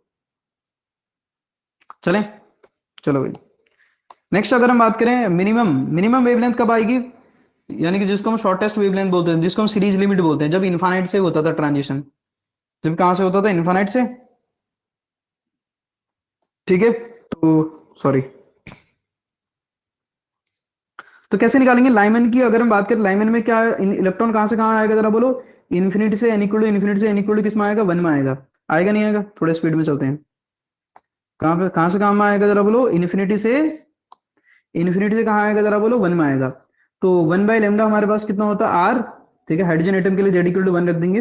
ठीक है, हाइड्रोजन एटम में जेड या जेड लिखोगे क्या फर्क पड़ता है? जेड स्क्वायर होता है, ऑलरेडी आपको बताइए। 1 बाई कितना? बड़ी वैल्यू माइनस आपके पास स्मॉल वैल्यू, नहीं बड़ी वैल्यू हमारे पास क्या है? हमारे पास स्मॉल वैल्यू माइनस बड़ी वैल्यू, स्मॉल वैल्यू माइनस बड़ी वैल्यू। ठीक है, स्क्वायर। तो हमारे पास कितना आ जाएगा? 1 बाई हमारे पास लेमडा। ये किसके लिए? लाइमन सीरीज के लिए। कहाँ गया वो? लाइमन सीरीज के लिए। तो आर, और ये आ जाएगा हमारे पास कितना? 1/1। तो लेमडा एल की वैल्यू आ जाएगी 1/r। ठीक है, इक्वेशन नंबर 1। बालमर सीरीज के लिए अगर हम बात करें तो बालमर सीरीज के लिए कितना आ जाएगा हमारे पास? 1/b r। कितना आ जाएगा? कब आएगा? जब स्मॉल वैल्यू हमारे पास क्या आ जाएगी? स्मॉल वैल्यू आ जाएगी हमारे पास 2 पर आएगा इलेक्ट्रॉन। कहां से आएगा? जब इन्फिनिटी से आएगा। अरे समझ में आता है? सीरीज लिमिट बोलते हैं इसको। मिनिमम वेवलेंथ मतलब सीरीज लिमिट कहां से होता है? इन्फिनिटी से ट्रांजिशन होता है। कुछ याद नहीं आ रहा? r/4 कैसे काम चलेगा फिर इसे? तो लेमडा बी इक्वल हमारे पास कितना आ जाएगा? 4/r। This is the Balmer.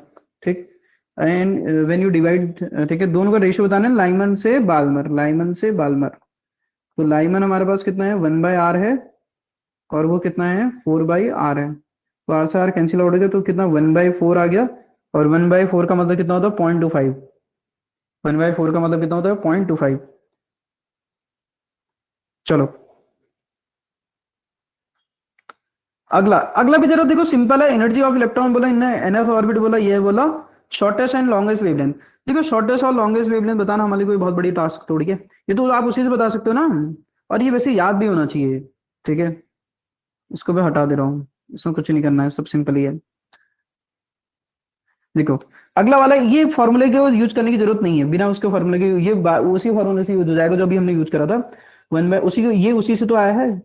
Are into हमारे पास क्या? Z square. एक्चुअल जो फॉर्मूला आता है कितना आता है? 1/n1 स्क्वायर माइनस का 1/n2 स्क्वायर। ये एनर्जी को सॉल्व करके तो आता है, एनर्जी को सॉल्व करके ही आता है। अगर हम बात करें हमसे क्या कह रहा है, जो 1 बाई हमारे पास लेमडा आएगा किसके लिए? Shortest wavelength. Shortest wavelength Lyman के लिए 1/r आती है, अभी हमने निकाली थी ना। भाई लाइमन की जो शॉर्टेस्ट है, शॉर्टेस्ट,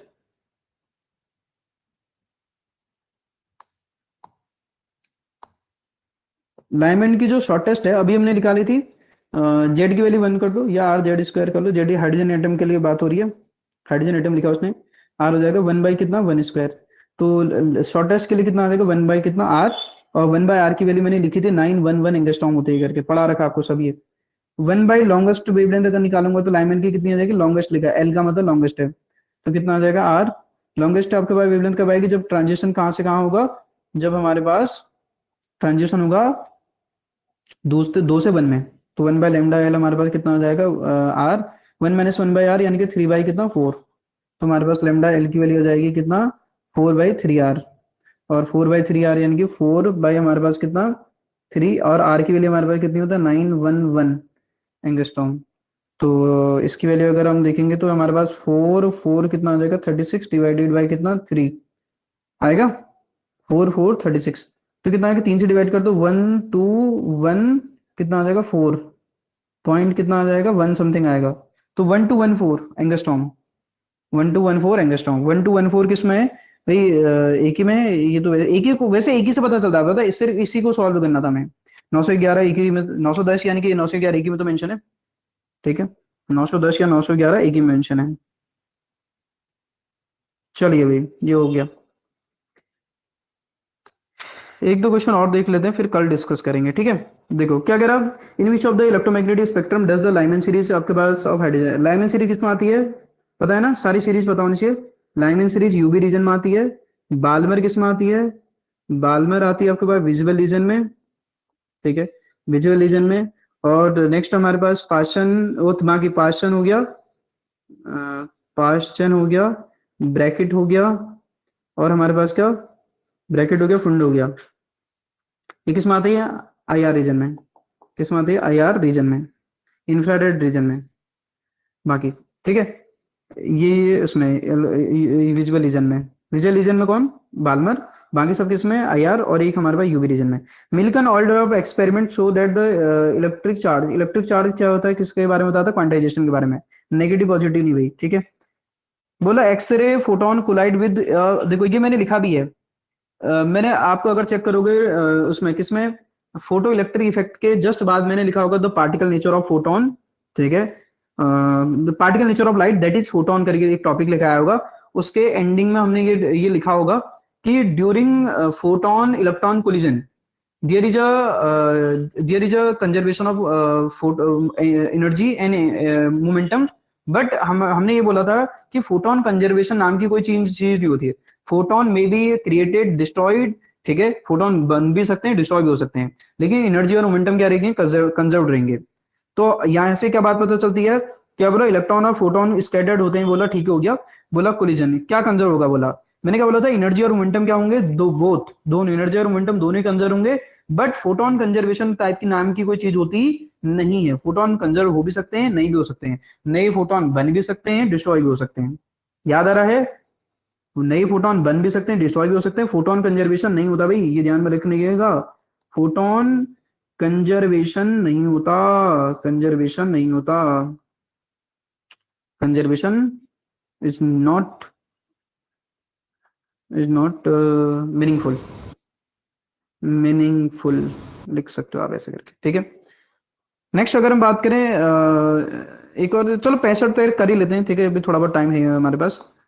कौन सा क्वेश्चन नंबर, अगला वाला भी सिंपल ही हमारे पास, हाफ लाइफ ऑफ आइसोटोप्स बोला, ऑफ एलिमेंट बोला 5 डेज बोला, हाफ लाइफ कितनी हमारे पास, ये कितना 5 है, और बोला मास कितना दे रखा, मास के वैल्यू देखो, इनिशियल मास कितना दे रखा 10 ग्राम दे रखा, कितना दे रखा 10 gram, sample isotopes remaining after 20 days, यानी कि टाइम की वैल्यू कितनी दे रखी 20 दिन।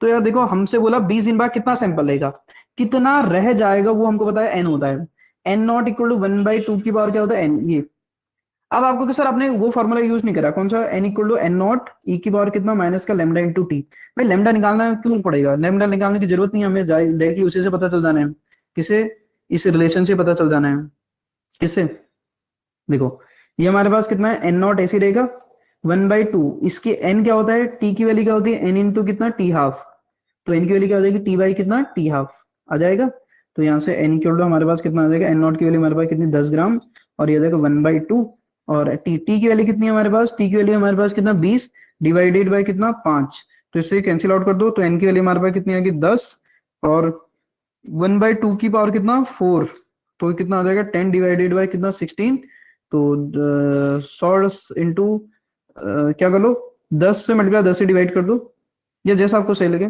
ठीक है, डिवाइड कर लो, डिवाइड कर लो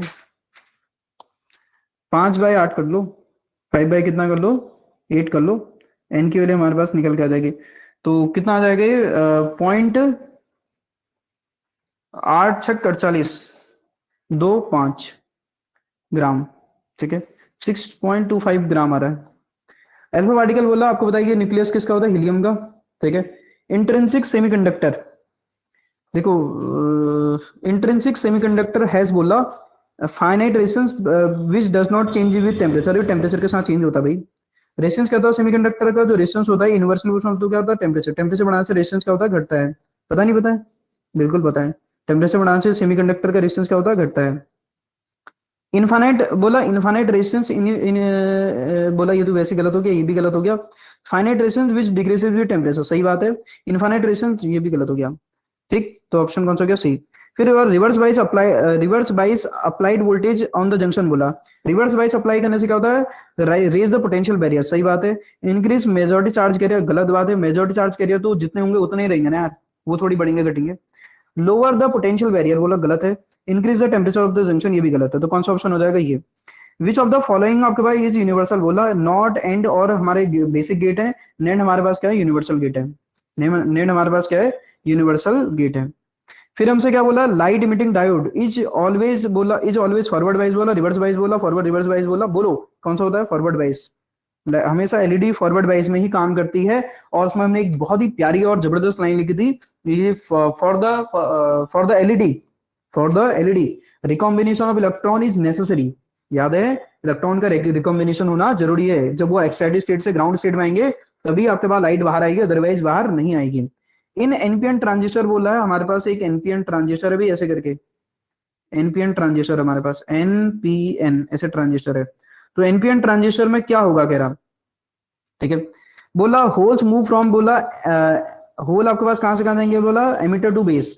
अब यार अगर आप यहाँ अगर समझ पा रहे हो इसको बैटरी से अगर आप लगाओगे, तो हमने क्या बोला था, जो एमिटर बेस होता है वो फॉरवर्ड बाइस होता है ऐसे करके, ठीक है। और ये हमारे पास कैसा होता है, रिवर्स बाइस होता है, ये हमारे पास कैसा होता है, रिवर्स बाइस होता है, सॉरी, ये हमारे पास कैसा होता है, रिवर्स बाइस होता है। तो ये हमारे पास ऐसा आएगा, याद है, ऐसे करके दिमाग लगा लो। देखो यहाँ आपको पता है कि यहाँ मेजॉरिटी चार्ज कैरियर हमारे पास इलेक्ट्रॉन होंगे, ऐसे करके इलेक्ट्रॉन होंगे, इलेक्ट्रॉन होंगे, इलेक्ट्रॉन होंगे, इलेक्ट्रॉन होंगे, और कुछ होल भी होंगे दो चार। अब होल कहाँ की तरफ आएंगे, जरा बोल, इधर की तरफ आएंगे। अब बोला hole move from emitter to base, बोला इधर की तरफ, ये पता है ना, ये एमिटर है, ये बेस है, और ये कलेक्टर बोला। ये जो होल है बोला, होल इधर की तरफ जाएंगे, सही बात है क्या, होल तो इधर की तरफ आएंगे भाई यार, आगे की तरफ कहाँ जाएंगे, ये तो बैटरी के नेगेटिव पोटेंशियल की तरफ अट्रैक्ट होंगे ना, तो वो तो इधर की तरफ आएंगे। समझ में आ रहा है, तो पहला ऑप्शन तो गलत हो गया भाई। दूसरा, electron move from emitter to base बोला, बिल्कुल सही बात है, एमिटर से बेस की तरफ जाएंगे, इधर इलेक्ट्रॉन तो आगे की तरफ भी मूव करेंगे, इधर की तरफ, एमिटर से बेस की तरफ मूव करेंगे, बिल्कुल सही बात है। फिर क्या करा, ये तो सही बात है।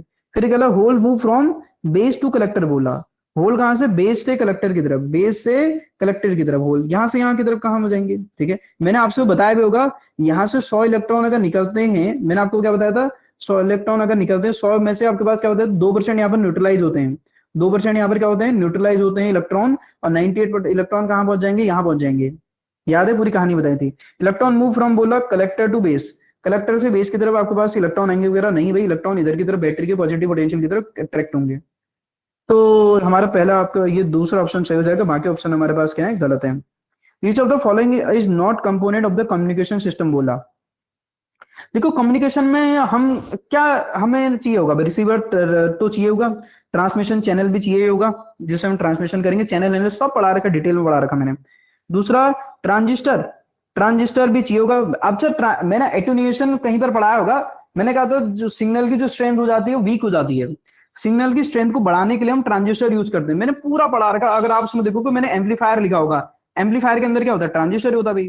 तो ट्रांजिस्टर का भी यूज करते हैं हम सिग्नल की स्ट्रेंथ को बढ़ाने के लिए। बट नॉइस थोड़ी है भाई, नॉइस थोड़ी के पार्ट है, नॉइस तो हमारे सिग्नल को जो है वो डिस्टॉर्ट कर देगा। Noise is not a component of आपके पास का communication system, is not a communication system, ठीक है। तो ये समझ में आना चाहिए भाई। चलिए तो अगले क्लास में हम डिस्कस करेंगे यहाँ से रिफ्रैक्टिव इंडेक्स ऑफ आइनोस्फीयर, वैसे लिखा भी था हमने, क्या लिखा था वैसे, आइनोस्फीयर का रिफ्रैक्टिव इंडेक्स क्या लिखा था, म्यू इक्वल टू 1 बाई आपके पास क्या 81 इंटू एन बाई आपके पास क्या एफ स्क्वायर करके लिखा था, याद है कुछ ऐसे करके लिखा था। तो ये एक से कम आएगा, एक से ज्यादा आएगा, एक से कम ही आएगा, एक से क्या आएगा, कम, याद है। आइनोस्फीयर का रिफ्रैक्टिव इंडेक्स, क्या हमने ऐसा फॉर्मूला लिखा है, बोलो, यस और नो, क्या हमने ऐसा फॉर्मूला लिखा है, बिल्कुल हमने ऐसा फॉर्मूला लिखा है। तो ये लेस देन क्या होगा, एक से कम ही आएगा। एक से एन क्या है, इलेक्ट्रॉन डेंसिटी याद है, एन क्या था, इलेक्ट्रॉन डेंसिटी। पूरा एन स्क्वायर पढ़ा रखा है, डी लेयर ई लेयर कौन सी लेयर का वो काम करती है सब पढ़ा रखा है। एफ क्या है, frequency of wave, frequency of जो हम वेव भेज रहे रेडियो वेव खास करी, frequency of radio wave, radio wave. ठीक है, ये समझ में आना चाहिए। तो ये क्या आएगा, less than one, less than one. What is the working principle of optical fibre, total internal reflection पे काम करता है। Atomic spectra is an example of. Atomic spectra में आपको पता है कि क्या दिखता है, ऐसे करके अगर मैं लाइन अगर बनाऊंगा, आपको पता है कि यहाँ ये n इक्वल टू वन है, ये n इक्वल टू टू है, ये n इक्वल टू हमारे पास थ्री है। तो जब n इक्वल टू वन पे ट्रांजिशन अगर होता है तो हमें क्या मिलता है, जरा बोलो। किसी भी स्टेट से, अगर मैं बोलूं किसी भी स्टेट से, सॉरी, अगर किसी भी स्टेट से अगर n इक्वल टू वन में अगर ट्रांजिशन हो रहा है, हमें क्या मिलती है, लाइन मिलती है। क्या मिलती है, लाइन मिलती है, लाइन। लाइन का मतलब क्या होता है, डिस्क्रीट वेवलेंथ मिलती है। क्या मिलती है, डिस्क्रीट वेवलेंथ। और इसी डिस्क्रीट वेवलेंथ को हम क्या बोलते हैं, लाइन स्पेक्ट्रम बोलते हैं। क्या बोलते हैं इसको हम, ये हमें क्या मिलता है, ऐसे करके लाइन मिलती है ना, डिस्क्रीट वेवलेंथ मिलती है, इसी को हम क्या बोलते हैं, लाइन स्पेक्ट्रम बोलते हैं। इसी को हम क्या बोलते हैं, लाइन स्पेक्ट्रम या लाइन स्पेक्ट्रा बोलते हैं।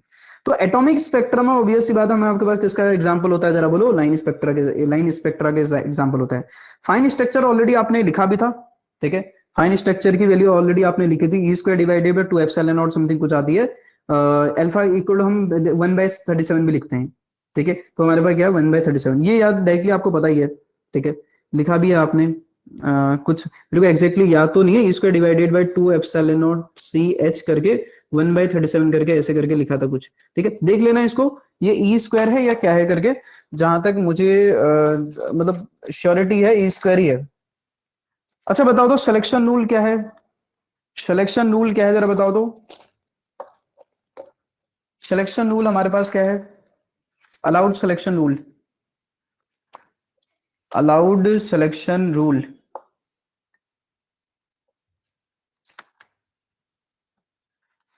अलाउड सिलेक्शन रूल, बोलो। ठीक है, अल्फा की भी वैल्यू मैंने लिखी है आपको उसमें, ठीक है, उसको देख लेना, ठीक है। जहां तक है यही होगी, नहीं होगी तो उसको करेक्ट कर लेना, ठीक है। मेरे को अभी एग्जैक्ट तो ध्यान में नहीं है, बट उसको ध्यान में रख लेना भाई।